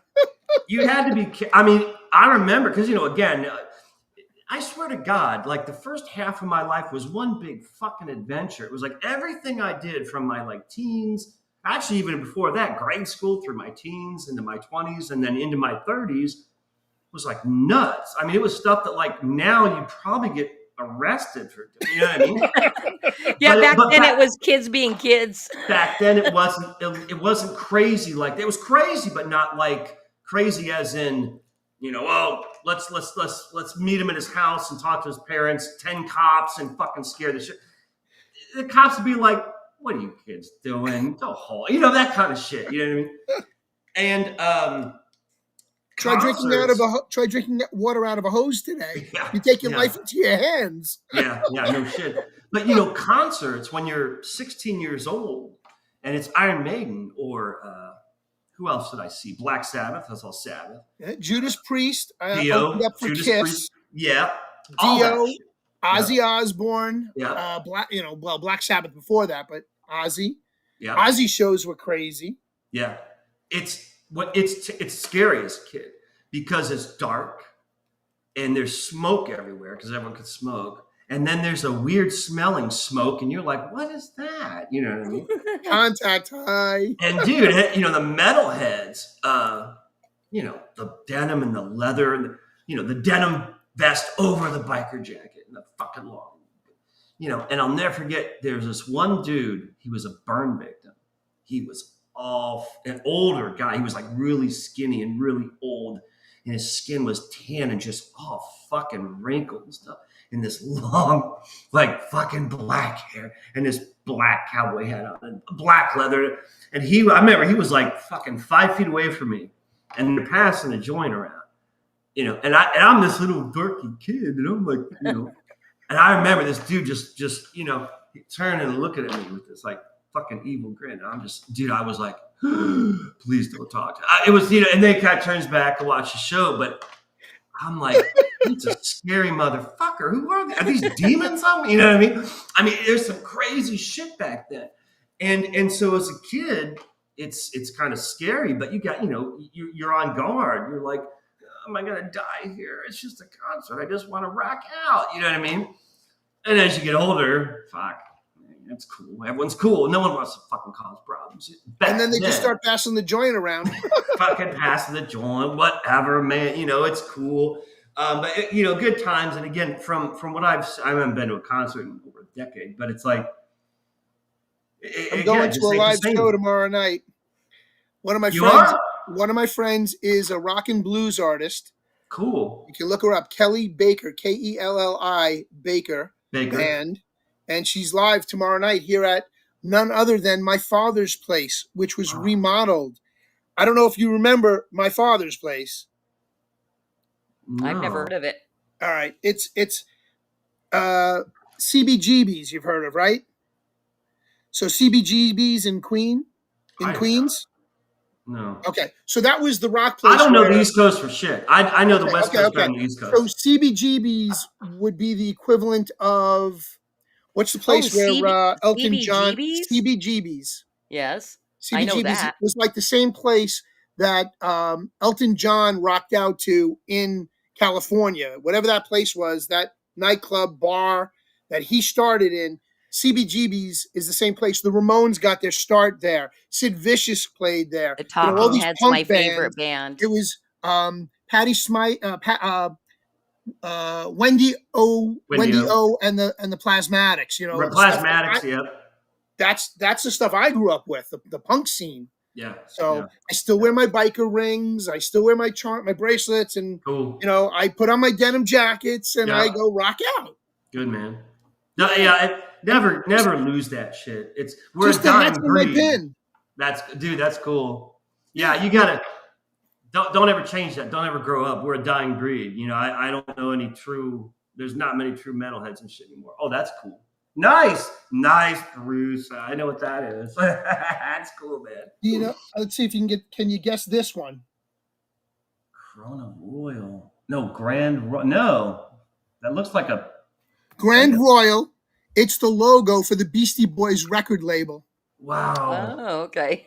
That's cool. Only a diehard would know that. So I grew up with that. The Beastie Boys. Beastie Boys was cool, man. Spring break, junior year. Yeah, love Beastie Boys. Yeah, so. Oh, that's cool. Just an Adam West. You got some cool pens, man. I think this is just part of it. You know, cool. I've always been that way. I've been out since I was a kid, and I haven't grown up since. Yeah, stay that way. That's the only way. Ever. So I apologized for digressing the show so hard tonight, Christy. Oh, man. Don't apologize. That we was the have last of Fanboy for us. we have the thumbs up from Cause to go and have a good time tonight. So Cool. we're having an extended Creative Chaos tonight, Right. and it's been fun actually having an extended fanboy for us because I've been able to engage with the chat more than I usually do. So Yeah. that's awesome. Well, but since we are done with Fanboy for us, we do have to talk about Kurt for a while because we are here for a purpose. You've got a campaign going, and you've got an awesome series of Between Angels and Demons is a series, and you've published 2 books so far of the story. But this one that you're crowdfunding right now, Intervention, Mhm. is a prequel. Right. So why don't you tell us a little bit about your series and specifically how Intervention works in? Okay. First off, Bruce, you got 2 books coming to you. Like I said, probably like more like September-ish, because the last time I was on here, you backed the Volume 2 campaign, and then it was this special where I threw in Volume 1 for free, and you like grabbed it, and you had trouble with the computer and all that shit, and everyone's trying to help you. And I'm like, just back the fucking thing, dude. Come on, I need it, you know. So anyways, I'm gonna keep posted just whether Indiegogo campaign or Twitter or whatever, but I try to update everyone with the Volume 2 campaign because I got like 8 pages left to finish. Wow. But I'm juggling that with Intervention. Okay. So Dude, it's I'm like, in no rush. There may be other fans that are in a rush, but right. when it comes in, it'll be a surprise. It'll be like Yeah. a birthday present early, Right. you know, an So- early birthday present. So And I don't want to rush it because when you rush, the art's not as cool. And I don't want like the last few pages to suck. You know what I mean? Like I don't want it to look rushed. So I'm like, just take your time and do it, and they'll forgive you if it's a month or 2 late. You know what I mean? So I'm just saying, I haven't forgot about you guys. all good. But yeah, so yeah, Volume 1 and Volume 2 is the first 2 campaigns on Fund My Comic, and that's the main story. You know, that's the Right. whole Between Demons and Angels, and it's really complicated and all this stuff. This Intervention was actually accidental. Last year, someone on Twitter, I don't know what it was, but the topic of black and white art, black and white comics came up. And I think I must have posted a black and white picture or something like that. And someone on Twitter is like, oh yeah, I love that black and white style. And it's cool to see that once in a while. And then I was getting a lot of good like feedback, oh, that's cool stuff. And I was like, I got this itch to do a black and white, you know what I mean? And I also had this itch to have a Western themed, and it was just like kind of like this idea, and it wouldn't go away, and I'm working on Volume 2, and all of a sudden it hits me, and I'm like, as I'm working on Volume 2, I realized, wait a minute, I could tell the backstory of these 2 or 3 characters in Volume 2 of how they originated, how they met. So they tie together. Yes, but the cool thing is because I was like, okay, I'm one of these people where the fucking idea hits you like, holy shit, and then you like drop everything, and if you start writing, or with me is I'll be like texting myself. I'm like texting myself, okay, here's the idea, or you just start fucking voice. Yeah, I'm just like, everything stop, everyone stop, and then and so I had this idea when wait a minute, these certain characters in Volume 2 that I'm working on right now could be the short black and white story. So it's like I take care of the whole black and white itch that I wanted to do, but it's still tied to the story, as opposed to having a completely different story where it's not related and it'll never come up again. I'm like, love it. You know what I mean? I love it. So That's then great. it was the ball's rolling. So it's the origin story for the 2 villains. Technically, and no, that's The anti, yeah, whatever you want to call. Is I at the time thought Volume 1 was the beginning, because the way it starts, it starts like a very beginning, like, okay, here's this, and then this happens, right? Well, no, then you start. Well, I think too much and shit, especially late at night, and so then I'm like, okay, let's regress. How were things before this big event, right? And I'm like, well, the demons are still around; they're just not seen. So that means technically someone could have interacted with one of them. And I'm just like, here we go. You know, I was like drawing, sketching and bullshit and recording. And we're off. And so over the last year, I got this story together, which to me is a short story because the book's only 24 pages. Start to finish, it's complete story arc. Yeah, that's the other cool thing is I love that. not only the short ones were my favorite because it was a quick read. right. You know, you got it. You got your story in, and you're like, Yeah. start to finish, not 20 issues later. Oh my Right. God, this Right. could have ended back here in issue 5. Right. And that was the other.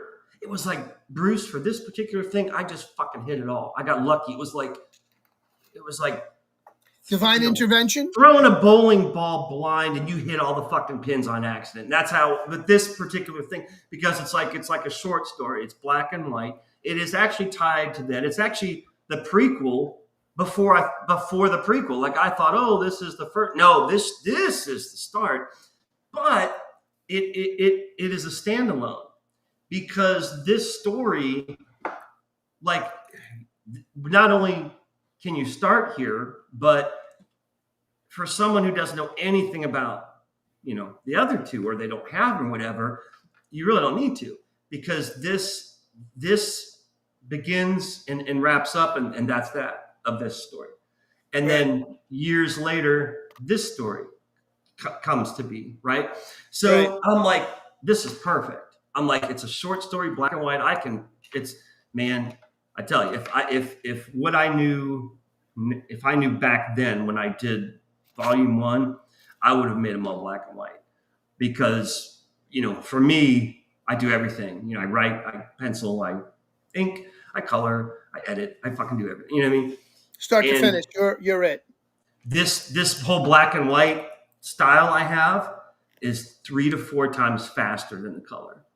I will tell you, my all-time favorite comic book artist is still alive today. Yeah.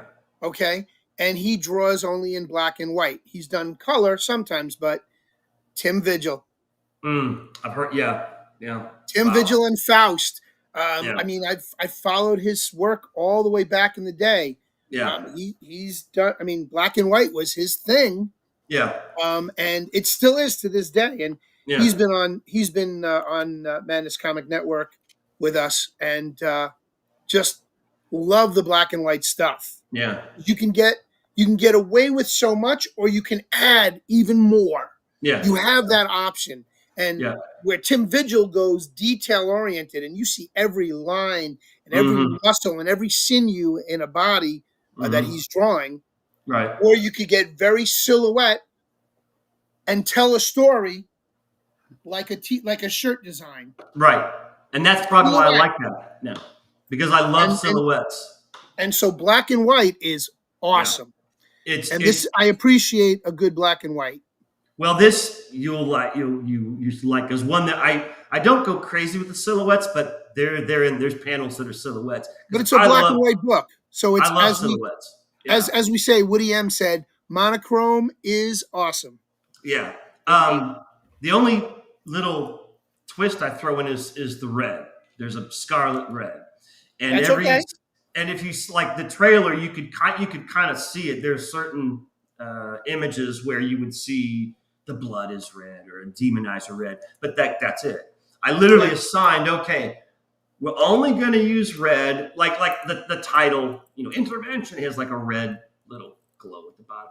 But I'm like, when it comes to the artwork, the panels, it's like I'm strict with myself. I'm like, only blood and demonized. That's it. No clothing, no whatever light in the background. And that's also impactful, because it stands out. It's the blood and demonized, right? So it's a way to accent the evil, right?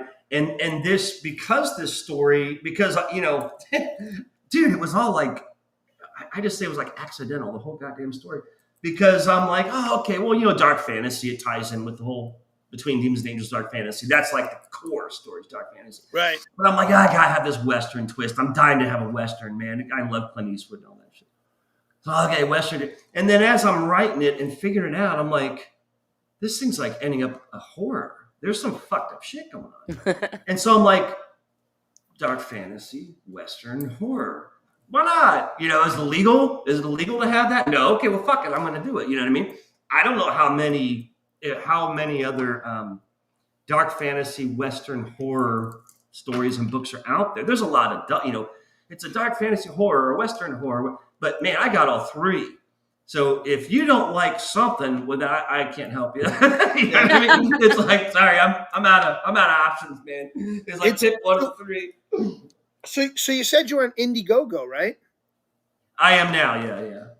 This campaign. Okay, let's figure it out, if you don't mind. Sure, man. What are we figuring out? What are we figuring out? How to back the campaign. Oh, how to back the campaign? Well, I mean, since we're on the subject, I'll go ahead and drop the link again in the chat. It's also in the description of the video.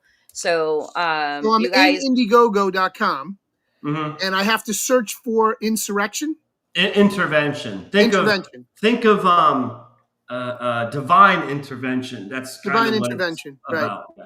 So INTERVENTION.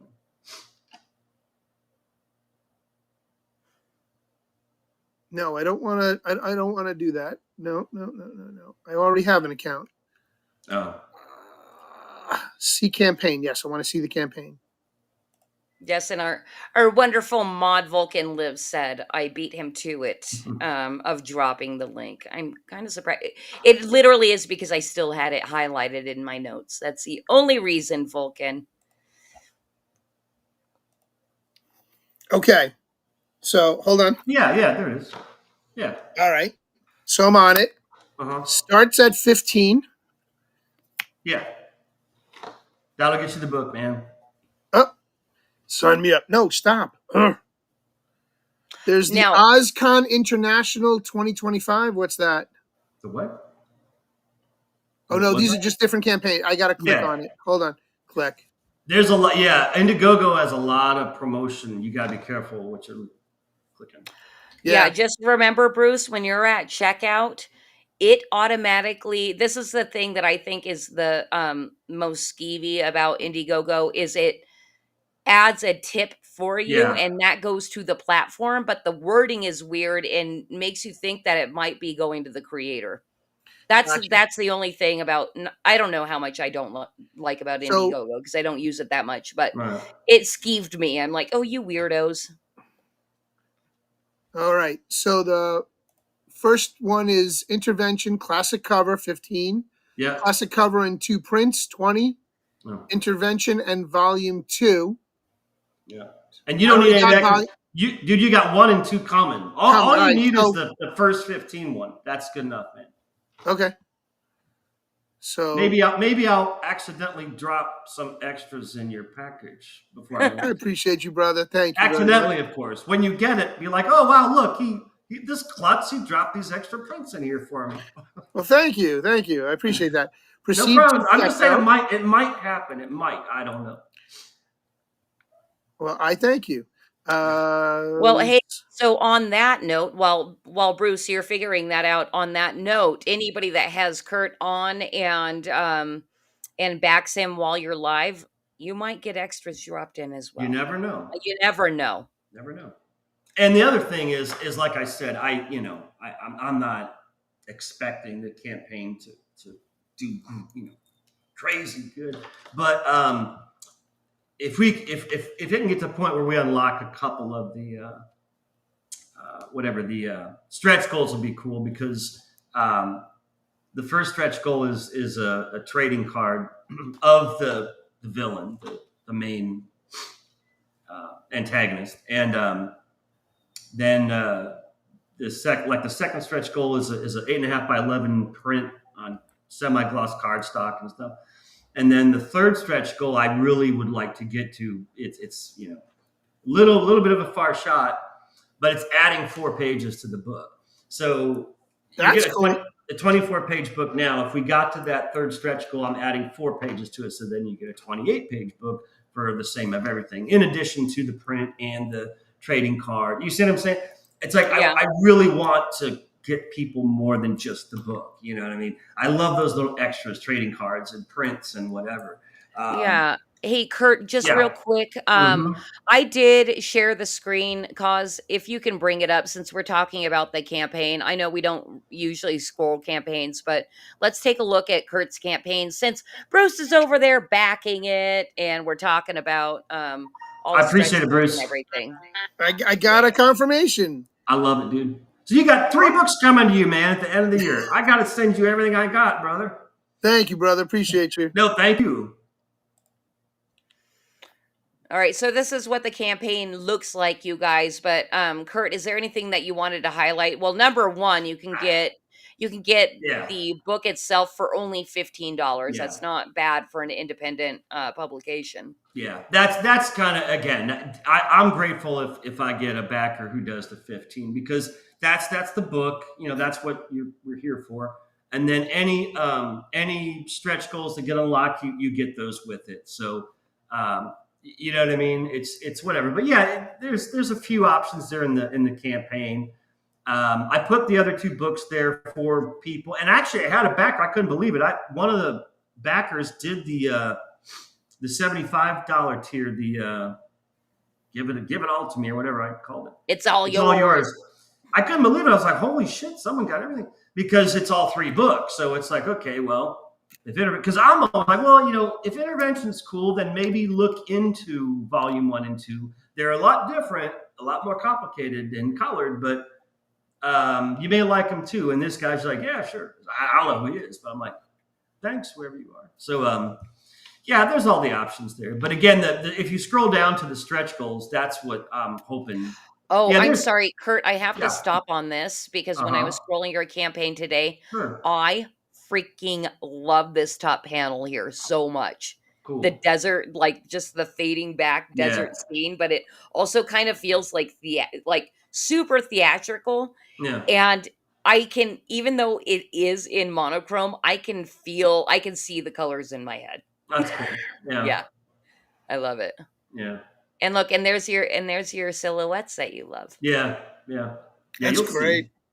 That's There, awesome. Bruce. See the bottom left of that panel? Scroll up real quick. Yeah. Page 2. Right there. See that? With Yeah. The house, the horse, and him standing there? Yep. House, the horse, and the cowboy standing is at the doorway 100%. knocking. Yeah. 100. I don't even have highlight lights around the edge of them. It is black. You know what I'm saying? It is a silhouette, which is Love it. very hard for me because I, by default, want to fucking add some detail or outline. And I'm like, a silhouette's No. a fucking silhouette. It is a black with the background. So I forced myself to do that silhouette. And it's actually pretty cool. I was like, oh, see, this It came out well. Yeah, I thank get you. the image of him knocking on the front door. Yeah. You get It looks that's really what good. it's supposed to depict. And Yeah. I love the fact, I mean, you go back to the Batman the Animated Series, Mhm. they used black paper and then drew on it with color Wow. to get that noir style. I don't know if Yeah. you've had, so like in the commentaries, Bruce Timm goes into detail about Yeah. how they drew the cartoon on black paper. They did Yeah. it old school style, like a Yeah. comic book art. And That's this cool. is beautiful. Look at that. The moon in the background is you got 2 people walking away from each other. Yeah. Yeah. That's great. Yeah. And not a lot of red, as you can see. See what I'm talking about? Yeah. Because I'm not showing any bloody panels yet or anything. It's just here and there. Well, like I said, if there's blood or the demonized, that's where the red is. Right. And I think if you look at when you go down to stretch goals, okay, there's the main bad Okay. girl. That's the first stretch goal, is the trading card of her. She's the main villain of the story. And she's then- she's in 1 and 2. She's not in 1, but she makes her appearance in 2. There you And go. I didn't really plan on doing a backstory for her until it all fell into place. And I was like, wait a minute.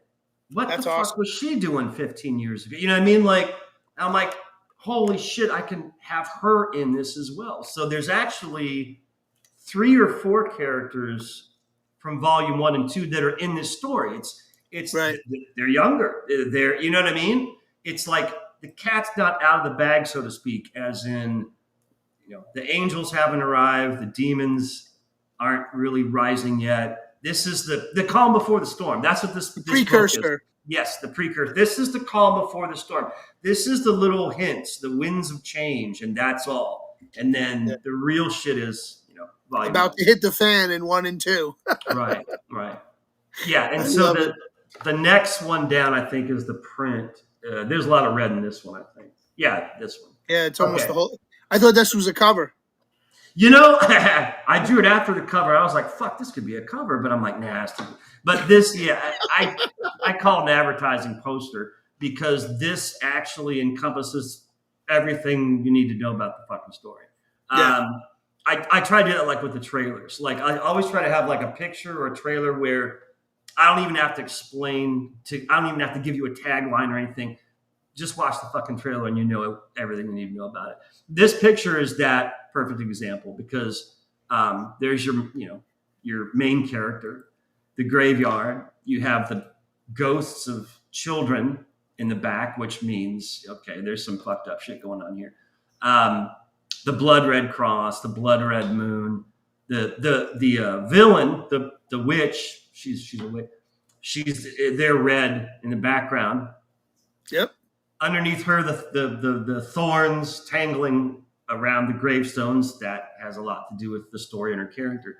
And then up there in the left corner, flying there in the little break in the clouds, that's the premonition. That's actually an angel flying up above the clouds. But there's no angels in this book. You know what I'm saying?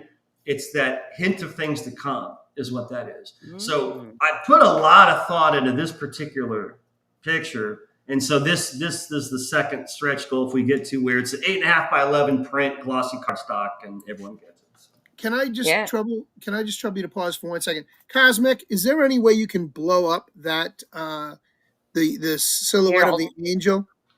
I got it. Like zoom in? Or? If you can zoom in a little bit on just that. I want to say something that you may not have intentionally meant to happen. Oh, God. Are you talking about like just upper left corner? Yeah, just go to the upper left corner of it. Hold on. But get the whole thing in. Okay. Stop right there. That's fine. If you can blow it up, that's fine. But from a distance, it looks like the eye of God looking down on the earth. I see what you're saying. And the angel is coming through the eye of God. Yeah. Just saying. That would be rather symbolic because that's kind of what's going on in a way. Yeah. So we're just on a web page. Just what I see. And who am I? I'm just another nerd. No, man, that's cool. I like observations. I like it when people note things that I don't notice and stuff. That's cool. I'm a very observant person, but you may have done that subconsciously, not realizing it because it is in the shape of an eye. Yeah, I guess it is, isn't it? Okay, cool. Yeah. Yeah, I was just trying to make a break in the clouds with the light behind it so you can see the silhouette of, is that like a giant fucking condor? No, well, there's legs and a head, so it's actually an angel flying up there. Right. Yeah, well, Kurt, I just got to bust in here and say that's a very generous and attainable stretch goal. It's only $1,500, and anybody that backs, I don't think you have a digital tier. So basically, anybody that backs is going to get this print. Yeah, anyone that backs anything, So don't forget, if you back, also share it on social media and let people know that this campaign's live right now, because that's what stretch goals are all about. It's like enticement for your backers to go out there and share. Right. Yep. So I just want to give more. I want to give as much as I can, under the, but being able to afford it. Like if I could, I'd just give it all free. Hey, here's a free campaign. Take all my stuff. Obviously, I can't do that. So, but I want to give people more bang for their buck, so to speak. And you get an extra 4 pages for another $500. So if you reach the very attainable, not too much to ask, $2,000 goal, you're getting the poster and another 4 pages. Yeah, this is the one. Yeah, I'll be satisfied if we hit that. If we hit the 2,000, that I'll be satisfied. The other goals are there just because you kind of have to list other goals. You know what I mean? just in case for some crazy reason it keeps going and going and going. You're like, oh shit, I need something if it gets to 3,000. I'm not expecting that, but if we get, I really hope we get to the 2,000 because I already know the 4 pages that are going, and it's going to be a prologue. It's going to be the beginning of the book. The book is going to begin differently than it does now, and it's really dark and creepy. And I'm like, I want to do these 4 pages. Yeah, so. I got it all figured out. We just have to get there. I'm actually trying to share it out now. Cool. Thanks, I Bruce. just copied the link and I'm trying to post it to my Facebook page. Cool. And again, it just started, a few days ago. But this is in the early stage, so it's cool. I'm very patient. I'm a very patient guy. Indeed, you are. What's on your mind? Copy Vulcan? paste. Damn, dude. I appreciate it, Vulcan. So you got, see, you guys are very generous. That's another reason why I love coming on this show. It's always get at least one backer or more.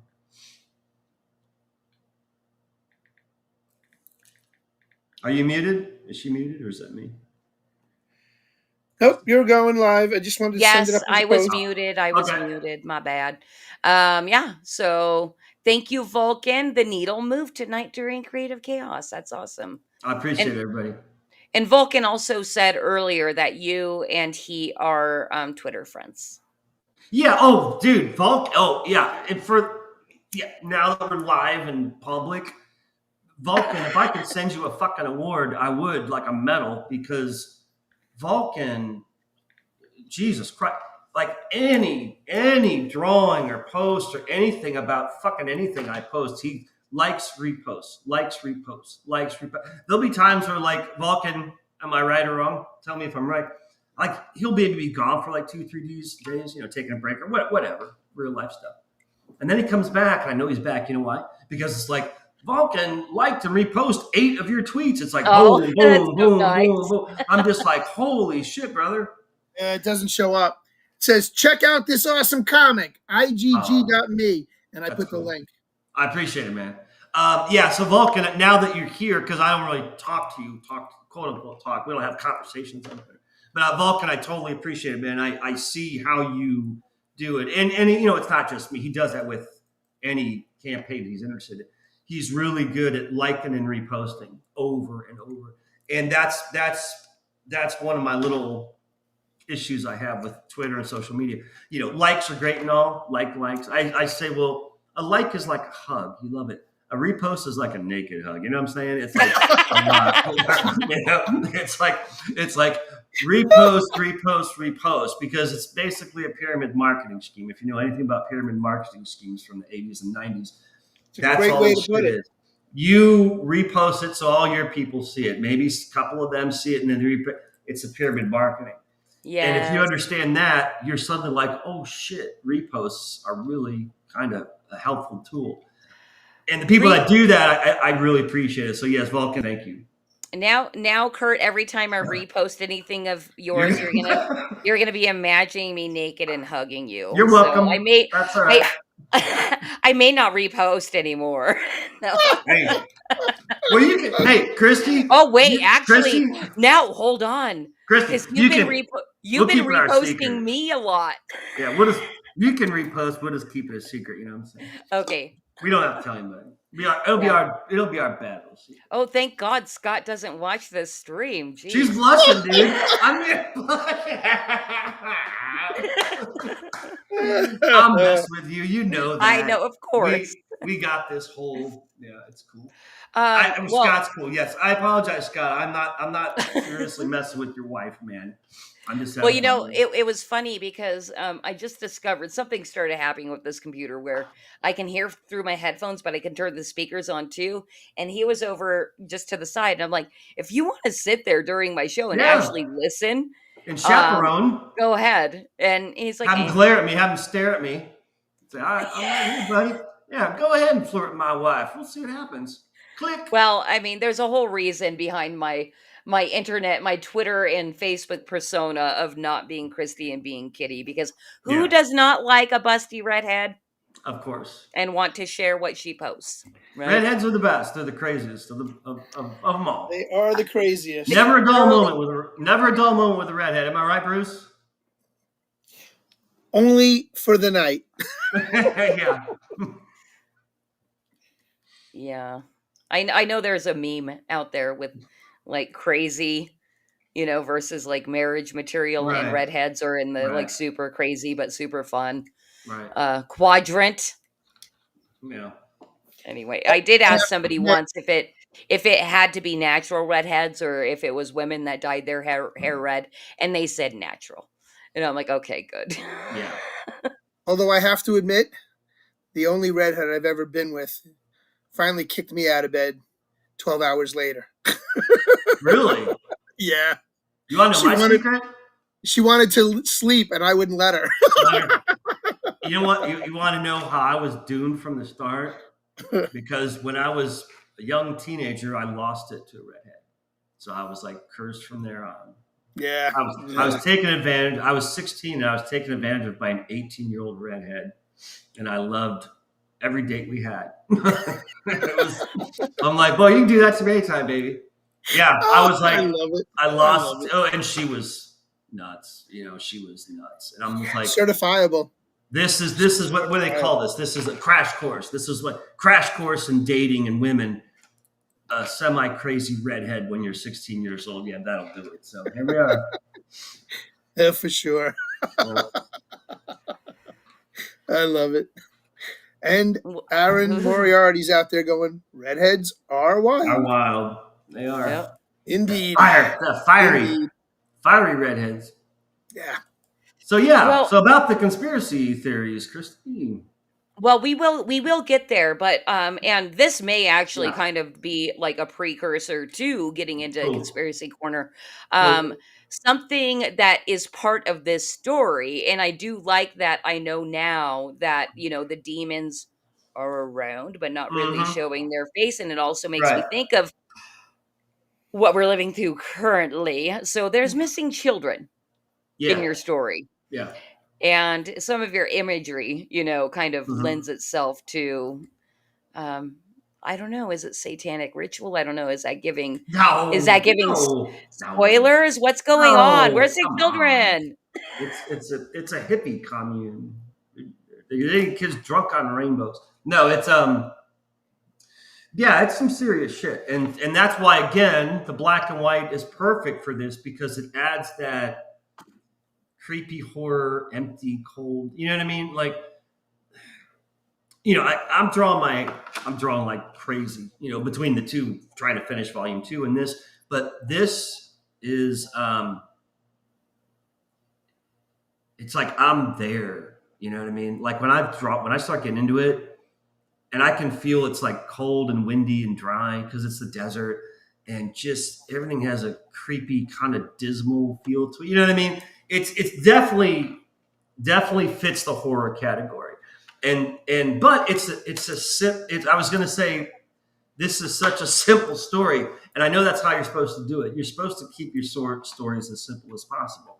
And this literally is a simple story. It is a hero who is actually kind of an anti-hero because he's not really a good guy. He's a bounty hunter. And it is 100% ripped off from The Good, the Bad, and the Ugly, The Man with No Name, Blondie. He's my favorite guy. So I literally, Bruce, I'm Googling Clint Eastwood photos and drawing. He's got to look like him. How's he look? So I'm just totally ripping on Clint Eastwood's character from The Good, Bad, and the Ugly. Sure. So if you like his character from The Good, Bad, and the Ugly, well, this is for you because this was basically the character. So I'm already signed up for it. yeah, I appreciate it, dude. But that's your main good guy, and I call him kind of an anti-hero because he kills for money. He's a bounty hunter, so he captures or kills for money, and it's like a Western setting, and so he's kind of rough around the edges. He's not exactly a shining hero, and he just literally takes a bounty, and this mother has lost her two children. They were basically kidnapped. And this is where the whole child trafficking, human trafficking comes in from modern day. I pull because I think last time I said that's one of the biggest problems I have in the world is human trafficking, especially child trafficking. Like if I could be an advocate, I'd be an advocate for that. I'd be an advocate against the fighting whatever child trafficking. So bounty hunter, he takes the bounty to find 2 kids, and so he doing his thing, tracking, and so he tracks them down in the middle of the desert to this place, which looks to him, as he's surveying it from just studying it, it looks to him like it's an abandoned church and orphanage, right? The problem is it's not on any of his maps. He's got tons of maps. Because remember back then, it's just maps, man. You don't have, So You don't someone have had a to, cell phone. right? Someone had to make those maps. Cartographers, people had to, land. So he's got old maps. He's got current maps and stuff. And all the maps, there's not supposed to be anything here. What the hell is this? How come there's this thing here? Well, and then it just keeps getting weirder and worse and weirder. from that And point. darker. Yeah, and but the thing is like this story is like, because it's only 24 pages right now, it's kind of fast moving, because by page 3 it's already starting to get, what I mean? Page 4 it's really, page 5 is really, so it's like there's not a whole lot of slow introduction downtime. It's like the first 2 pages, which are actually on the campaign, those 2 pages, that's kind of the whole, okay, well, here we are. And then the 3rd page is where he starts to discover stuff. And then it just keeps getting worse and worse and worse. And so, yeah, he discovers some really horrible shit that I have to be very careful when it comes to drawing, because I ain't going to portray certain shit. And so that was a nice creative challenge. You have Star Wars values. Yeah. In this one. And that was because I'm like, how in the hell am I going to do this? It's a drawing. And I don't want to say in narration, what's happening. I want you to see, but you can't see. So how do you get the point across? And one night I get the weirdest ideas, like on my balcony having a smoke or whatever, and it just hit me. I'm like, holy shit. And so again, you drop everything, fucking start sketching and throwing shit off the desk. And this is exactly, and I'm like, nailed it. So that is actually, I think, that's the page 4 or 5. And when you see it, you'll get it. You can't miss it. But it is a very safe but yet creative way to get the point across. And I think I really nailed it with this one. So I'd love to show it to you, but I don't want to ruin anything. All right. Hey, Cosmic, don't show it. Cosmic was scrolling to see if he could find it. No, it's not posted. No, it's on my home computer and that's it. Oh, okay, Yeah, okay. No, it's not posted. He It's like was a looking to secret. see if it was there. No, no, man. No, I only have the first 2 pages on the campaign That's because fine. it starts to get dark and I don't want to risk it because it's Indiegogo. I don't know how sensitive they are. You know what I mean? Yeah. And, So and again, what's that? what you have up there is definitely enough to sell the book, which, by the way, you guys, I wanted to let you know that we're only $37 away from Oh, cool. getting Kurt to the Oh, no official kidding. goal That's on cool. Thanks. on Indiegogo. So if we can make it happen tonight on Creative Chaos, that would be fantastic. I think that would be the first time that happened on Creative Chaos. And we're on episode 74. Wow. It's been around for, That's we've been really doing cool. this for a while. And I know we don't do the major shilling, pushing Yeah. type of show. This is an entertainment show. Right. While, letting people know that it's out there. But if we can get that $37 tonight, it would make me so happy. It would make my heart full for Kurt. And just also one other thing, I did just repost at Kitty Flip City on Twitter that we're having an extended Creative Chaos. Anybody that's out there that wants to retweet it, I would, give me that naked hug. I'd be very happy. I'm glad that stuck. I like it. It Good. will never leave my mind. Perfect. Lucky me. Perfect. Anyway, but I think that is a good segue. We are going Yeah. to skip mansplain tonight because I swear to God, you guys have talked so much. It was like I was being mansplained all night. We're guilty, Okay. Bruce. It's All our right, we're fault, skipping Bruce. mansplain. We're gonna go straight in to conspiracy corner because In the because I know wheel. Kurt loves Yeah, conspiracy David, corner, and we've I been love it. chomping the bit to get there all night. I So love it. We've we been may down do an the extended one. conspiracy. We've been down the What? conspiracy rabbit hole already. Hey, look at it this way, Bruce. We're If going back. if the choices suck, we already had a clear conspiracy. You know what I mean? So even if it's like lame choices, hey, Okay. we did good the first time. This is what I'm gonna allow. Okay.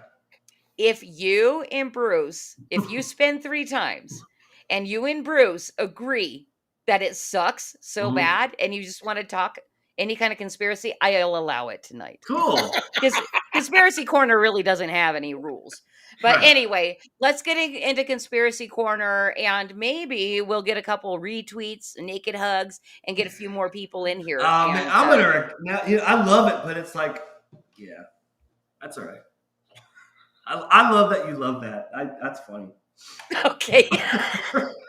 Your mind's going dark places, sir, I can tell. That's funny. I just said on a whim, like, and you're gonna stick with it, and I'm like, I am. next year I'm gonna see some post. Give me a naked hug. Oh, Christ. Anyway, now I'm blushing again. Let's get in Conspiracy Corner and change the subject. Okay.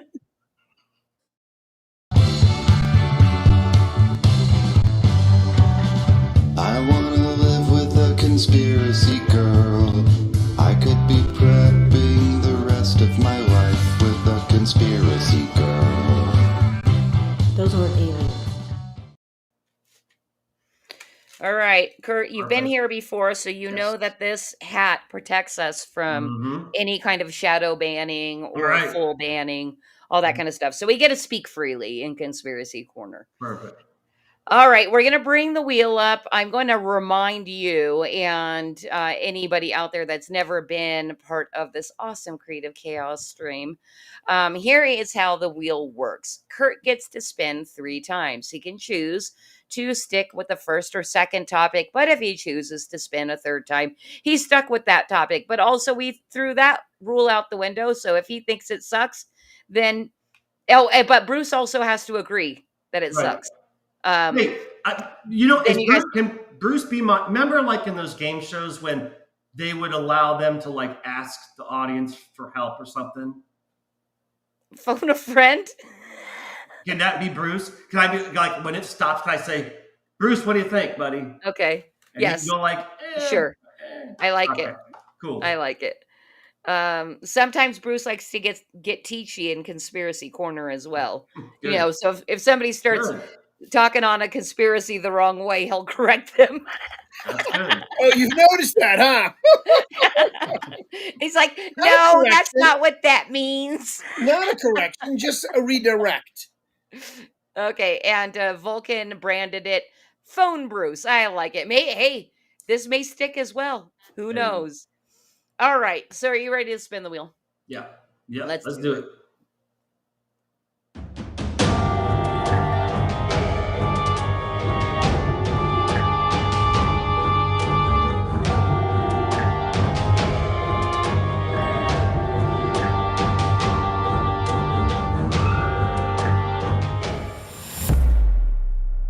Organized crime and Mm. world governments. I feel like we've landed on this recently, but of course, Mhm. everybody has. There's a lot to say about it. I don't remember Yeah. landing on it. It may have been one time when I wasn't here, which is rare, but I don't remember landing on organized crime.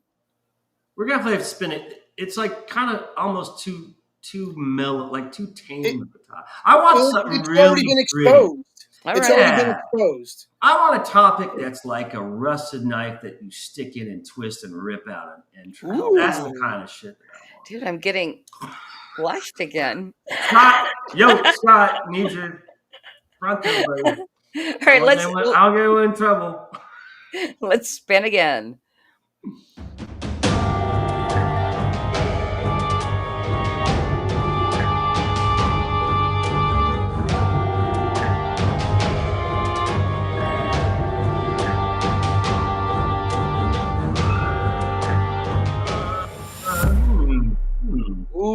Transhumanism.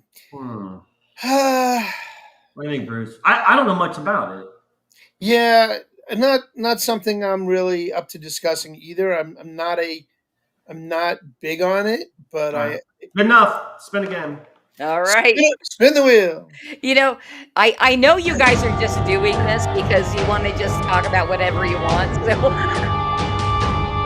Third time's a charm. Let's see. What we got? yeah, and Levi's hoping for two drops because we've never landed on it, and that was his addition. Legacy Media. All right, you guys get to talk whatever shit you want. Wow. Yeah, You know you're not going to talk about that. legacy media is happening every day. It's just Yeah. we know it's fake. We know it's Mockingbird media. So You know what? You should, if you come to think of it, Bruce, you should pull that off the wheel because it's not conspiracy anymore. this is true, but it's not mine. We know It's not it's mine to bullshit. pull. It's not mine to pull. La Jefa has to agree to it. I've actually been promising to Change the wheel.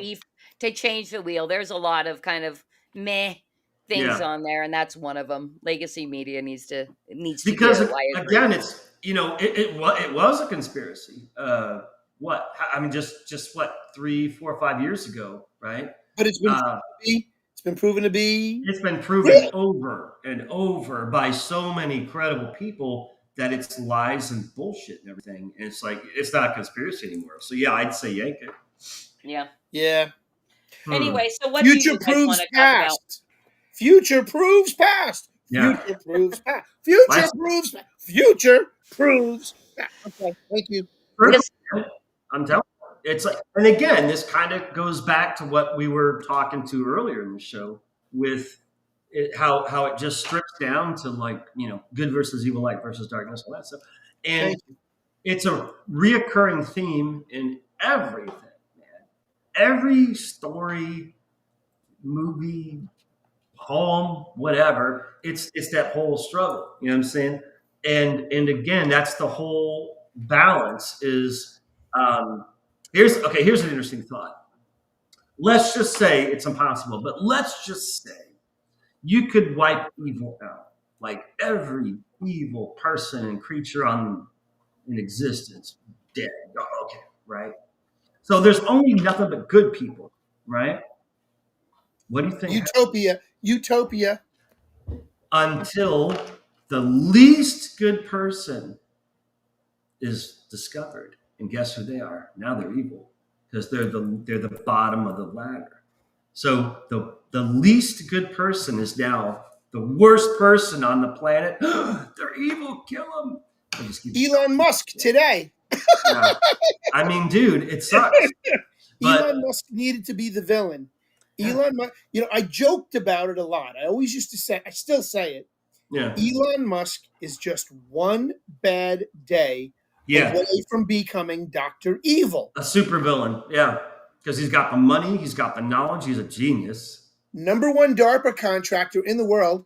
He's Yeah. already created Skynet. He's already created the Terminators, the precursor to. Yeah. He's got neuro implants, so we're almost into the Matrix all the way. Yeah. He'll put us into battery pods and gelatin and put that little implant in and drain your body's energy to create and keep the Matrix going in your mind. Yeah. When I saw this today on Twitter, and I wasn't the only one because I started seeing big accounts here and there posting stuff, and someone posted a Grok AI image, of course, of Trump and Elon sitting next to each other on their phones, laughing their asses off. And they basically said, I think this is all a fucking joke. I think they're fucking with us. And I was like, please, God, tell me, please. That's what I'm hoping. I'm like, I wouldn't put it past these two to say, hey, how about we fuck with the American people to test them, to see who's. And I'm like, I know it's probably not, unfortunately, it's probably not real, but wouldn't that be cool if it was? Wouldn't that be cool if those two were just like, hey, let's see what people do, You've read The Art of War. Yeah. Now read, if you haven't already, The Art of the Deal. Okay. Everything Trump is doing is right in his book. Yeah. Everything. And I'll bet if I go back and I read another chapter or two, I'll find something. Right. Same thing. And Benjamin Yeah. Netanyahu, exactly. Yeah. He's feigning anger at Netanyahu. He's Yeah. feigning anger at Putin and Zelensky. Zelensky. Yeah. Yeah. So what Zelensky's going to purpose be. do you guys think though? I'm sorry? Why? What's the purpose? Why? To make America fall for the hero, to make America see there's, people could be bad, but they could also, like, there's going to be something coming around. Truth, what is it? Cosmic Grandpa. Trust the plan. Yes, exactly. Trust the And plan. he's got the little Q Yep, frog and with the thing. Q Yeah. frog, Yeah. the El Pepe. But Yeah. it's a distraction to what's going on in the background, I believe. There's all this other stuff that's out there that's getting done, and they needed to distract over here. So they're like, this got dropped yesterday. This took precedence today, tomorrow. Right. What's today? Today's Thursday night. Right. What's going to completely take over the media circus for the next 72 hours? Right. Right. Right. Nobody's going to be talking about anything but Elon Musk and Mhm. Donald Trump hate each other now. Yeah. Ooh, he's Yeah. the new bad guy. Oh, Yep. and then the Democrats, or as I like to call them, demon rats, will Right. start backing Elon Musk again. Right. And the conservatives will become even more angry at Elon Musk. Yeah. Yeah. And he's it's a farce. It's a great story arc. I mean, Yeah. it's Yeah. But that's the thing too. It actually is a decent play because a decent amount of free thinking people like us are still like, oh, it's all just for show. Yeah. We're watching a So- movie. Yeah. what I Calm want to down. do is 10 years from now, I Mhm. want to write and help produce a movie about the last 12 years. This Okay. window. Yeah. This window of 12 years from Mhm. 2016 to 2028. I want to encapsulate that in one movie Yeah. and call it the Trump era, because the 45th president and the 47th president are bookending the career of Donald Trump. Right. His political career is now bookended, and in the middle is what he had to do to regain Mm-hmm. power. And he's always had the power. He's Yeah. been in charge this whole time. Yeah. I'm with you. I believe I know for sure almost within 10 plus years, dude, if there's not like major motion picture type documentaries, I think there's going to be tons of documentaries on this window of 10 years. I mean, think about, the woke, all the woke shit. That the woke agenda became public in 2014, right? And we are now at 2025. So that was 11 years ago. And it all checks out because it wasn't really around in 2010. I remember. I noticed a change in Hollywood in 2010, but it wasn't that was out, during right? That was Obama, wasn't it? Yeah. Things were, what the fuck is going on? And something's off. Something's wrong. But it wasn't like the face hadn't been revealed. The monster hadn't been revealed yet. But 2014 is when wokeism became public, mainstream, and everyone's talking about, okay. So think about that was a decade ago. Look at the last decade. It's almost like that was a marker. That was like the fucking start, the gun, 2014 woke era. Because look how that encompassed everything, and it still has. And the people, we've defeated it. I'm like, you fucking idiots. No, you shitting me? Not defeated. It's still everywhere, man. It's still in comics. It's still in Hollywood. It's still in politics. It's still in schools. It's still in. It's just like it's not defeated. It's slowly getting defeated, but it's not even close to being gone, man. So this was the 30-year plan, right? Did you ever watch the whether you've seen it recently or in the past, what is it, 18 years. Yuri Bezmenov was a KGB defector to the United States. Mm-hmm. And in 1987, he gave an interview, and he said that they can fundamentally change America with a slow burn. This is not an immediate overnight thing. Right. This right. is going to take 30 to 40 years to cycle through. Yeah, And he basically laid out the plan Yeah. that he did. He did. And China implemented it. If you watch the original Manchurian Candidate from 1961, Mm-hmm. it's exactly what we lived through these last 30, 40 years. I mean, And that's what's scary, is that they predicted it way back. I mean, I wasn't alive in 1961. It's like, that's insane that that's how far back they started thinking of this and everything, and it's happening now. It's just like, Jesus. But the conspiracy is that it was the CIA that created the movie to desensitize us to the possibility this could really happen. And just like they did with Palestine, Ohio. 2 years earlier, they wrote a movie about a trail derailing in Ohio near Palestine, and they used Palestine citizens in the movie as extras. That's crazy. And 2 years later, there was a Palestine, Ohio train derailment chemical spill that caused unimeasurable amounts of damage to the earth, the land, the soil, and devastated the town. Yeah. It's just like the movie told scary. What would happen. I know. There's a few movies like that. And like I said, that's why they say it's the CIA. That's why they say it's a conspiracy by the CIA using Hollywood to tell us what's going to happen. But then again, I also think there are certain individuals, very, very few, and ironically, since Star Wars, I honestly think Lucas is one of them.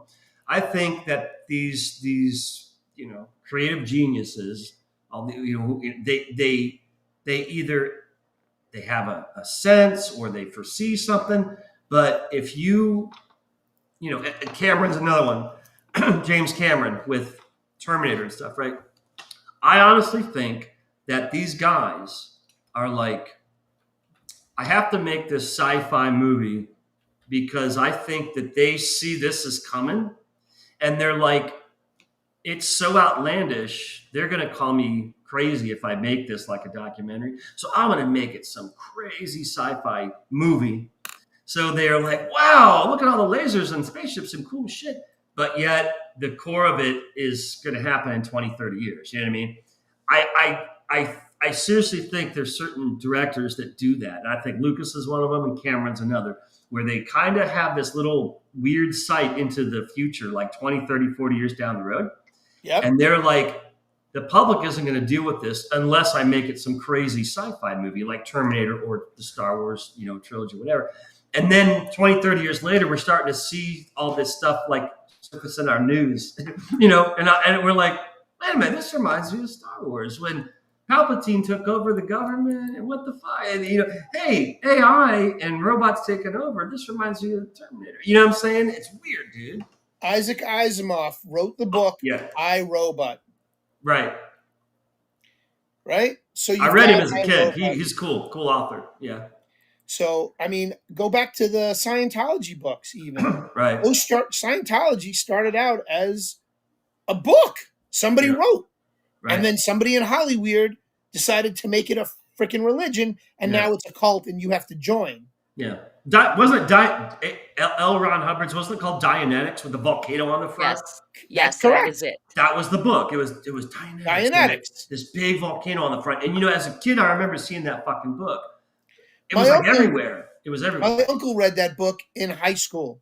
Wow. And I found his old copy in his old bedroom when my grandmother was still living there, God rest her soul. But he always had that book. So I always remember seeing it, never read it, but then, of course, the movie and everything else. Right. Now it's just become hell's. It's a cult. It's a huge cult now.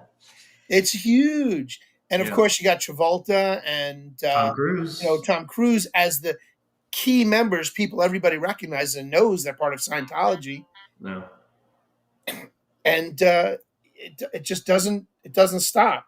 Yeah. And Pops is now texting me as I did to him in the middle of the show this morning. Pops, I'm live, damn it. Well, he probably didn't because it's been we've gone over 2 hours, so he's probably thinking the show's over. So tell him I apologize. Say, Doc, my bad. I'm talking too much. No, he knows. He's probably still in the chats. Oh, sorry.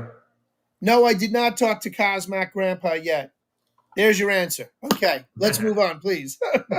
Kurt, I'm good if you're good. Christy, I'm good if you're good. Yeah. Well, cults Cosmac, are a if you're thing. good, I'm good. I'm obsessed with cult, like finding out everything out I possibly can about cults. You know, like the Heaven's Gate thing, and Yeah. Scientology is a A cult. big one. That's a big Yeah. one. You talk about cults, and one of the guests mentioned this book, Chaos, to me, and it talks about, it's basically a breakdown of the Charles Manson murders and how this guy is an investigative reporter. You want to read a really good conspiracy book? Read Chaos. Holy shit. Just go I read a book prior to that called Weird Scenes Inside the Canyon. And it talks about how the CIA and MK Ultra mind control, how the Tunkin Golf incident was Jim Morrison's father who kicked it off, that it was all a scam. And so how Hollyweird is embedded in CIA and CIA is embedded in Hollywood. They have their own recording studio, their own movie studio, all in Laurel Canyon. And it's government. It's a government hive, basically. Yeah. Yeah. And all the kids from the 60s caused what's going are being used as pawns, as Charles Manson was.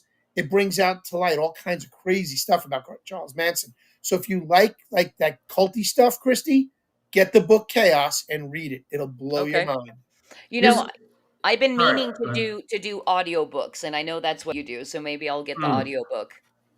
So much easier to listen during the day. Listen to a book. Quick question for both of you. Quick question for both of you about this. Do either of you think there was a time in our country where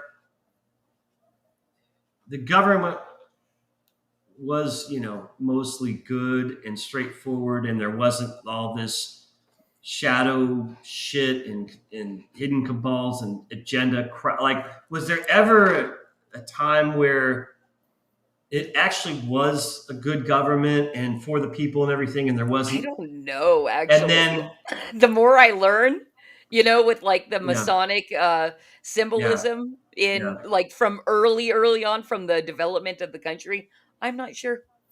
David and Cap put it out there before 1913. What's 1913? And I'll even go earlier than that. What year was George Washington president? I think the only president we've ever had that was not corrupted, or the only government that was not corrupted, was Civil War. George Washington. Yeah. That's it. Yeah. Because what wound up happening down the road with Lincoln? They assassinated him because there was factions within factions within factions. Yeah. It sucks. Because I keep thinking, the 50s, happy days? No. Then you go to World War II? No. There's some fucked up shit in World War II. You know what I mean? And it just keeps going back about, and you're like, so was the government always corrupt? Has it always been this way? I just can't believe, or I don't want to believe, that the founding fathers and how that they were this corrupt and screwed up. I can't believe it. I'm like, I just can't believe that they risked everything going from England to discovering here, and that whole nightmare situation of discovery and everything, to just say it's all dark and shady and seedy and pedophilia crap. You know what I mean? No, it had to be a time where it was good. It had to be. And then eventually became, over decades and years, corrupt little by little. You know what I mean? Secrets and whispers, and that's, right or no? Or you think it's always been? Yes, absolutely. I'm trying to remember the quote. Creation of the Federal Reserve was 1913. Okay. And I'll tell you what, David and Cap, if you really want a good book to read on that one, Creature from Jekyll Island, if you haven't already read it, is all about the creation of the Fed and how J.P. Morgan Chase and his band of merry men, Rothschilds, etc., killed off those that were opposed to creating the Fed by putting them and their families on the Titanic and sinking it. Wow. Yeah. Which is all part and parcel of that whole creation of the Fed. But I'm trying to think of the quote. A republic is attributed, the phrase you're referring to is a public. Are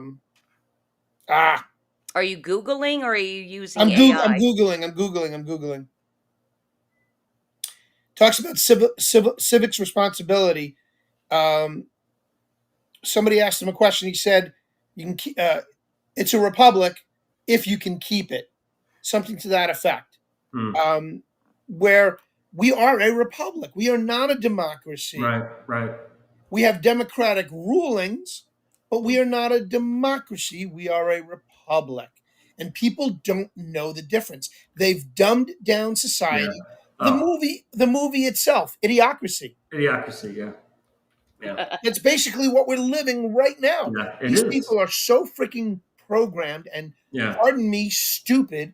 Yeah. They suffer from TDS. Yeah. You know, they scream at you if they don't have the right answer. Yeah.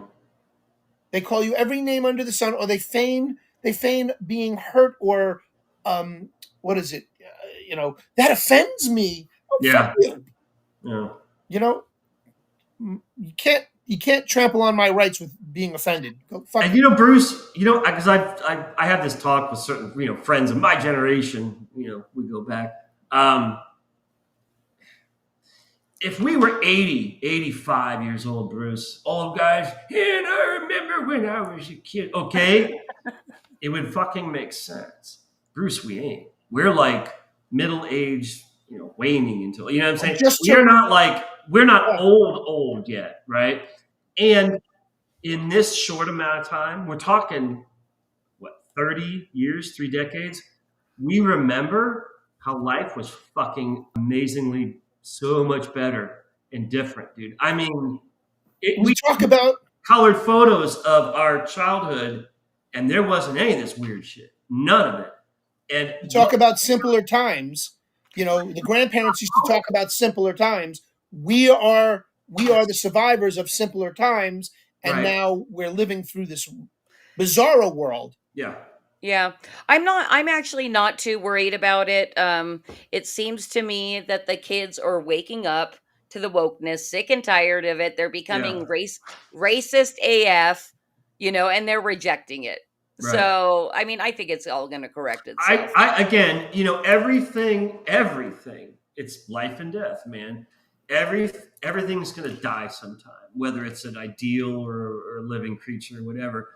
And nothing goes forever, right? And this whole phase, and again, Bruce, this is the 11-year mark, 2014 to 2025. I'm telling you, dude, that's another thing. Decades. Think about it. Decades recycle.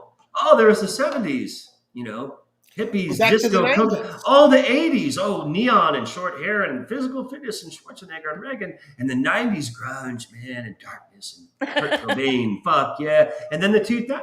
Okay, so every 10 years, a decade, things. It's like culture and everything kind of recycles, and we're at the fucking mark. See what I'm saying? 11 years, buddy. So I think overall people are just sick of this shit. I think everyone is finally fucking tired of this bullshit, of the fucking pronoun crowd and these goddamn rules and this weird shit and the sensitiveness and all, just everything. And it's obviously our generation sick of it, and anyone older than us is sick of it. But like Chrissy just said, the young generation, I think they are smart enough where they're seeing it and they're like, you know what? This really is kind of retarded. This really is kind of weird. What the fuck is going on here? And I think they're waking up too. And that's the only hope, is that it is a cycle that hopefully within a year or two, this phase will be over. Now what's scary is, okay, well, so that's the next phase. You know what I mean? Hopefully it's a better one, where people come back to reality and sanity. And I don't feel like I'm the only sane fucking person in the whole area, because that's really scary, because I'm fucking kind of nuts. Yeah, I tell my older brother, I said, dude, all the time, I tell my brother, because he's my brother, you know me since, and I'm like, dude, I said, when my crazy, fucked up, weird ass is saying, what the fuck is wrong with everybody? They're crazy. I said, you got problems. You know what I'm saying? Because it's like, I was the crazy one. He's weird. You know, he thinks different. Because everyone was so fucking normal back then. I was the crazy person, right? Well, when me is the normal, sane, responsible person, that shows you how fucked up the world is. You know, I'm serious. And one thing I wanted to just comment about that is, why do you think God made Moses just traipse the desert for 40 years with the Jews that came out of Egypt, the slaves? Because he wanted to break the slave mentality. Yeah. It took 40 years for that to happen. Yeah. And that's in the Bible. Yeah. So what are we doing now? We have to go I'm 60. Are you? God willing, I'll make it to 100. Oh, you should, dude. If you're, I thought you were like fucking 50 something. You know what? I'm 18 up here still. That's why. That's why, because the mind and the heart is young, and I swear it reflects on the outside. I swear to God, and that's why, man. If I shaved the stash and the beard, I'd look like I was in my late 40s. That's cool. Yeah. Ooh. Well, you're doing it right. Stay that way. That's cool, man. That's it. You know, it's all up here. It's all up here. Well, it's that and smoking all the weed. That helps with the pain, so I can.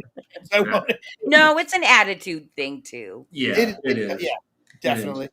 But yeah, Bruce, what you're saying about the slavery, you're right. And I mean, we all see it. Obviously, the whole I call them drones. I say drone mentality. You know, the let's change.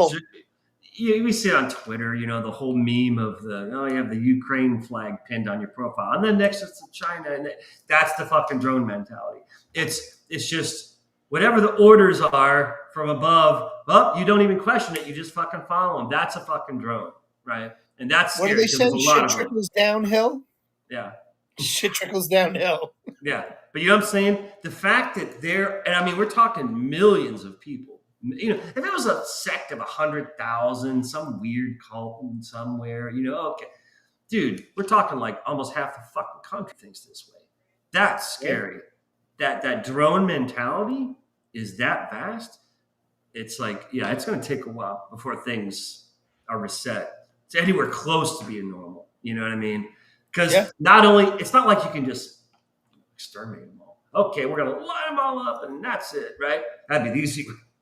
Illegal, but that's the easy way. But it's a reprogramming. That's a hell of a lot harder and longer than just simply, you know what I'm saying? Yep. So there's like your 40-year thing referring to the Bible. Maybe it will take 4 decades of stuff before everything's reset back to normal. I don't know. But all I know is that I'm not the only one that sees everything as fucking upside down, you know?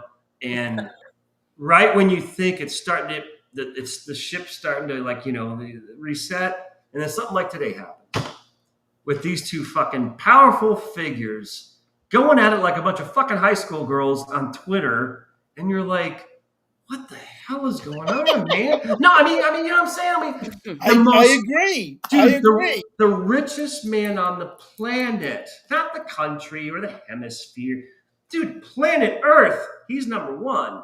Think how fucked up that is. That's insane if you think about it. That we can literally say, on the entire planet, one man is at the top. And that's this fucker, Elon, right?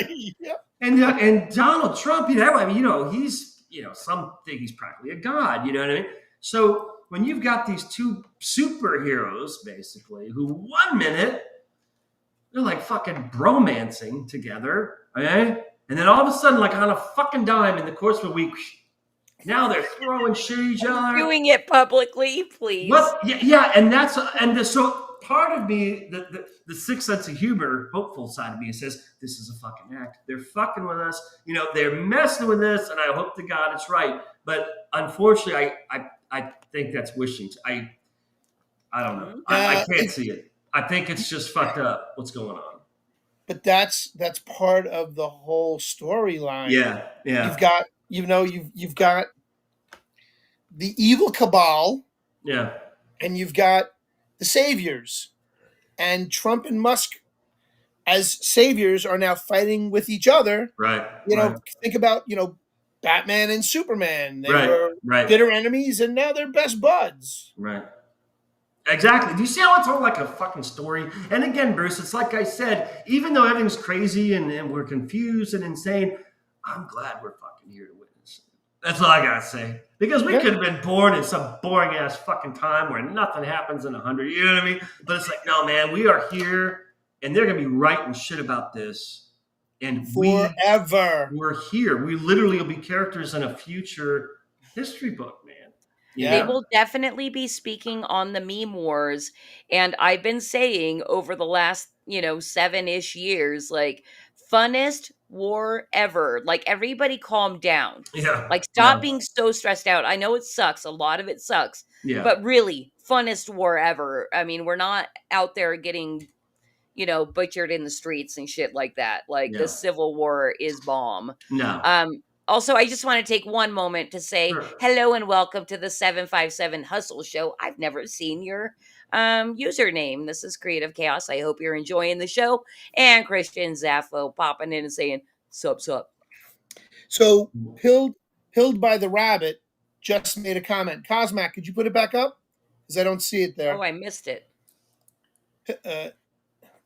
Maybe it's just distractions. Yeah. That's what I said earlier. Yeah. This is the new shiny, because a lot of shit's going on in the background. Right. You got Kash Patel and Dan Bongino doing some serious deep dive digging. And that whole thing with Dan Bongino saying, yeah, Elon Musk killed him. Not Elon Musk, I'm sorry. Epstein. Jeffrey Epstein did really kill himself. Right. Well, Dan never looked directly into the camera. Mhm. Dan has tells. If you ever play cards with Dan Bongino, he's got tells. And I saw his tell when he said, and reading off of a piece of paper, Right. and not looking directly into the camera. Mhm. Okay, I believe you, Dan. Yes, I do. But who's giving the orders? That's what's pissing me off. Trump was supposed to set shit right. You know what I mean? It's like, right? I mean, Wait. something's going on where what the fuck is happening under his power? What's going on? So here's what's going on, or here's my interpretation. Right. Of what's going on. Right. Okay. There's a lot of legal. He's trying to bring back things the legal way, the proper way. Justice is blind, not this two-tier justice. Right. So in order for that to happen, investigations have to go on. Right. How long do you think it's going to take for an investigation, start to finish, go on for any one of these politicians that has been lying, cheating, stealing, and ripping us off their entire 40-year career? Hello, Nancy fucking Pelosi. Right. There was a Mendez. You remember this guy Mendez that got convicted for taking the gold bar? He was a congressman. Forgot his friggin' name. It took So much happens. 255 days for them to investigate him Wow. and to find him guilty. 255 days. Yeah. We're just past the 140-day mark. Yeah. True. There's still another 100 or 90 some odd days to go if we're holding to that timeline. And what's in 90 days? 90 days. There's an election happening. There's a midterm coming up. Yeah. And that's happening this month. Yeah. So there are going to be things that are churning slowly.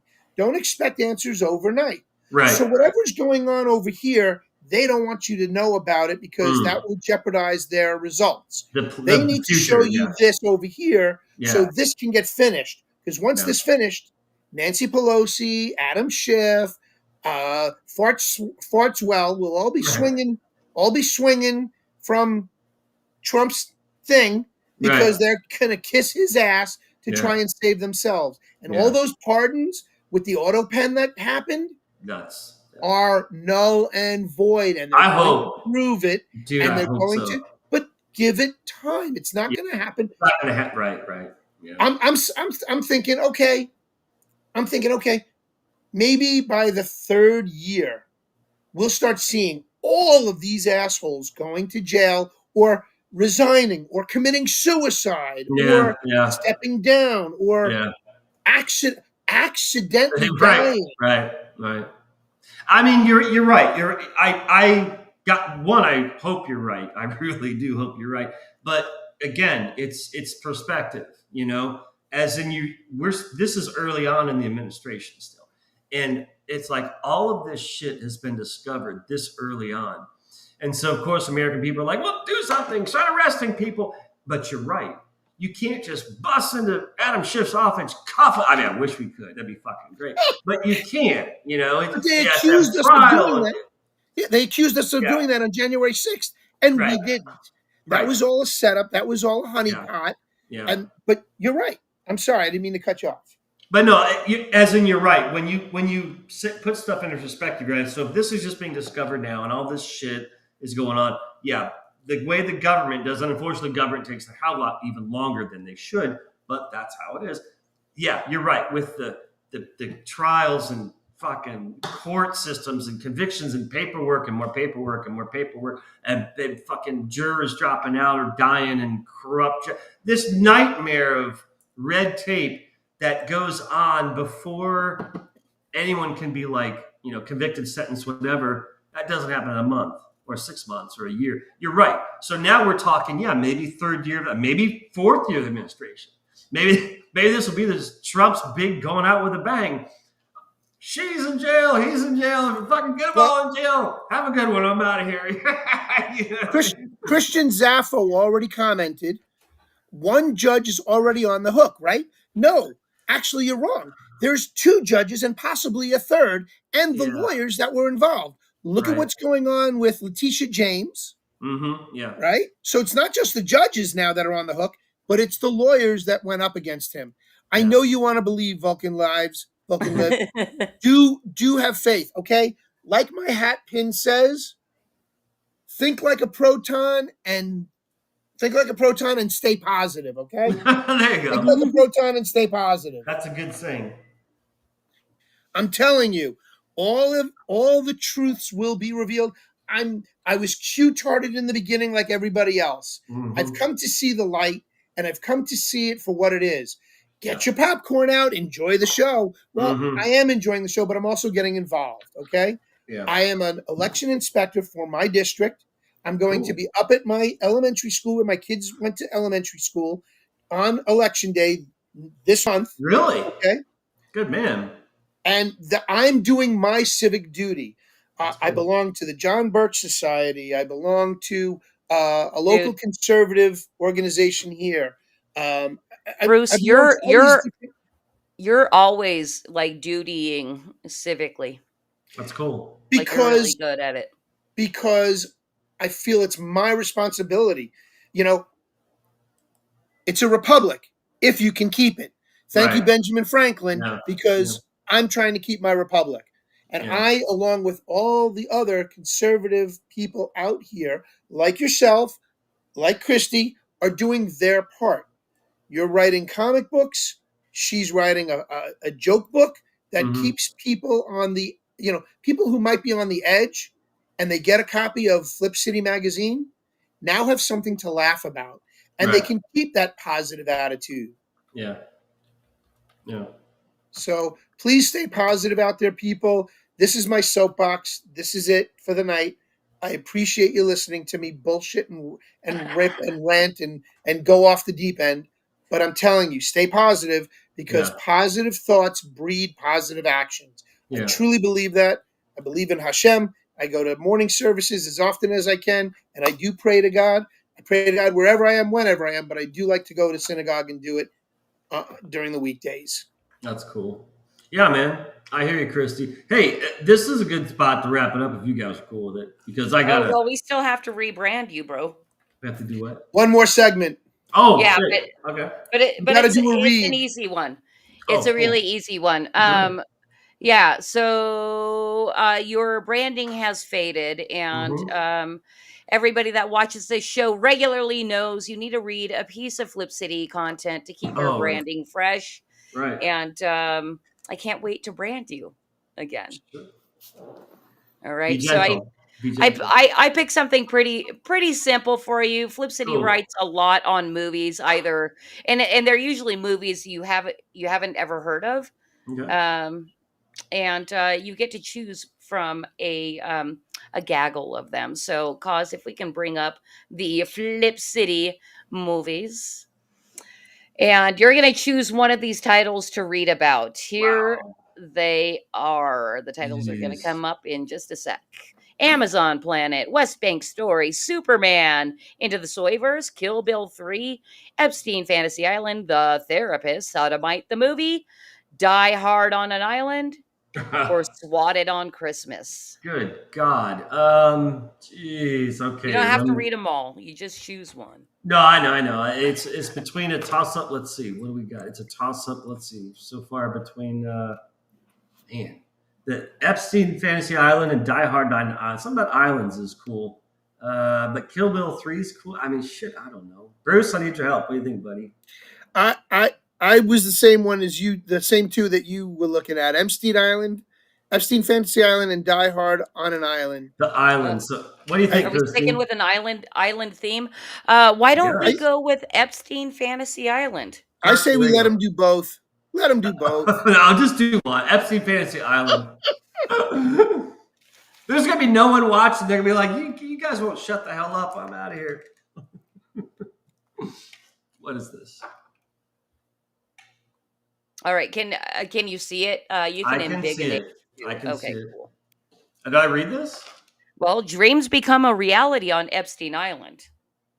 So Can you I read this. Yes. As if you're giving it a rate.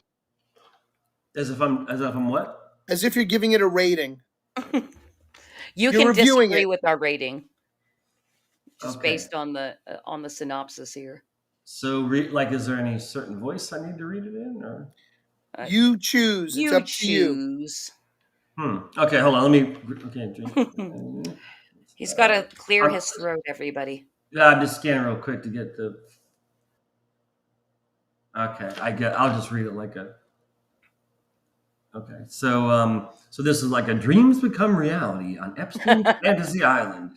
In this new animated cartoon named Strictly at the Teen Crowd, the mysterious Mr. Epstein runs a magical island where young nubiles come to make his fantasies become reality. With his faithful assistant Gissy, they launch underage girls on their way to fame and stardom and priceless industry connections. All these come at a cost, however, as these entitled young ladies find that they are expected to work off their debts, and Epstein and Gizzy put them through the motions. 5-star rating, Epstein Fantasy Island, coming to a theater near you. How's that? Is that cool? Bet you didn't know that existed. That was a good one. Good choice. That works, especially with our whole conversation. Yes, absolutely. Well, Kurt, thank you so much for being here tonight. I did refresh your campaign. I don't believe I'm going to refresh it one more time, but I don't think we got you that last That's fine. $37. I'm But grateful that I got some more backers. That was cool. you did get more backers. You guys go check out Kurt's campaign over on Indiegogo. I will drop the link again. But besides backing your campaign, Kurt, what can people do for you? Just I don't know. How can you? Again, if you see me on Twitter, I appreciate likes and the reposts. I haven't been doing much on my YouTube channel because I'm working on 2.5 books, so I don't really do many shows. Oh shit! But however, Christy, Saturday night we may do the casual hangout on my show. Oh, Remember, you're like, that's "Hey, let me cool. know." Yes. 2 nights. I know if you're busy, but if you're free in 2 nights, I'll know for sure Saturday, but I might do a live stream on my show, just a casual hangout talk kind of thing with that friend of mine and maybe someone else. Would that be Tyler? EK. Oh, He was BK, I on don't know if last I've met. time. Yeah, he's a bald, kind of big. He's a friend of Oh, mine from yes, college. he's He's got the wonderful. dogs. He loves dogs. Yes, I remember Yeah. now. That's that. I'll let you know Saturday night. But yeah, basically it's just like yeah, if you can spread the word about the book and have people check into it, and then again, I've got a couple trailers on my YouTube channel, so I would just say check out my YouTube channel for more That's for right, more and information. they're good trailers. It gives you a real feel for, for what Kurt's doing Yeah, with his Between Angels and Demons. That's what it's yeah. called. What's the link, please? To my What's the YouTube I'll channel name? I'll look it up and I'll drop it in the chat. yeah, And it's like so added centric, I think, is all right. Just added centric, right? I will double check. I'll make sure to get the link in there. I did Yeah. not link the YouTube in the No, that's description, no big so deal. it will be in the chat. But Bruce, while I'm looking for that, where can people find you? So, outside of being here, you can find Bruce on the Loose every Sunday night at 7 p.m. Eastern Time, or Big Apple Time, as I like to say, 4 o'clock Avocado Time, with our producer, Cosmic Grandpa, and two other fine gentlemen, where we talk about beer, pop culture, technology, and just have a nice casual evening talking about fun stuff that we geek out on all night long. Is that on YouTube or is that another platform? It's on pill.net. It's actually, write this down, Kurt. Yeah. You can find us on Rumble. You can find us on DLive. But go to the website, the number 3, Right. beermen.tv. All lowercase, no spaces. 3beermen.tv. MEN, beer men, 3 beer men. 3beermen.tv. The number 3, then beermen.tv. And there's a watch here button. You click on that, and it gives you all the places to watch us. Awesome. I will check it out. And it's every Sunday night at 9 o'clock. 7 o'clock. As in Eastern time. Eastern 7, time. Eastern time. 7 o'clock Sunday night. 7 o'clock Sunday nights. Cozy AF with 3 beermen. Cool, man. It's a fun variety show. And one more thing, guys. Remember to like, subscribe, share it out, ring that bell. And if you're on pill.net, like, share, subscribe, Perfect. ring the bell, and spin that red pill and make it red. Thank you, good sir.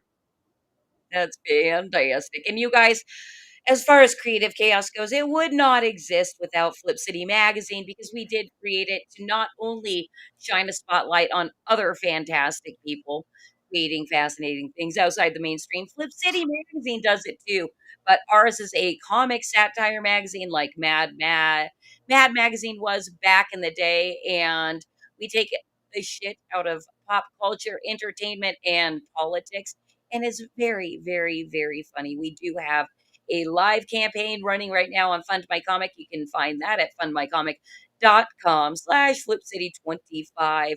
And besides that, we do all kinds of fun collaborations and stuff like that.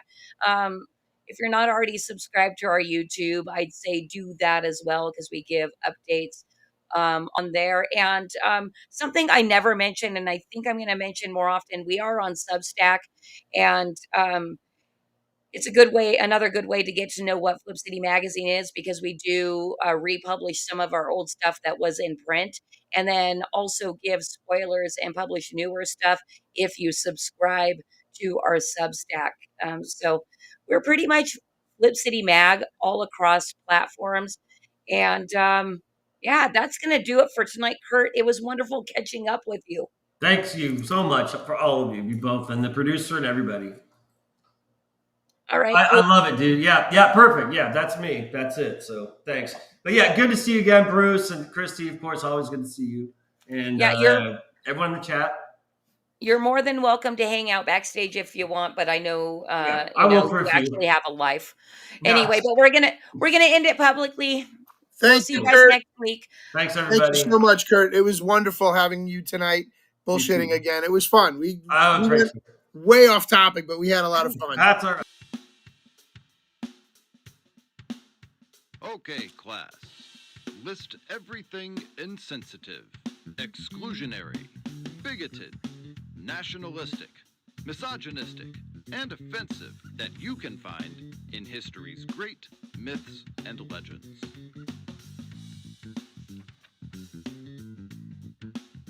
Extra points for suffering panic attacks or emotional outbursts.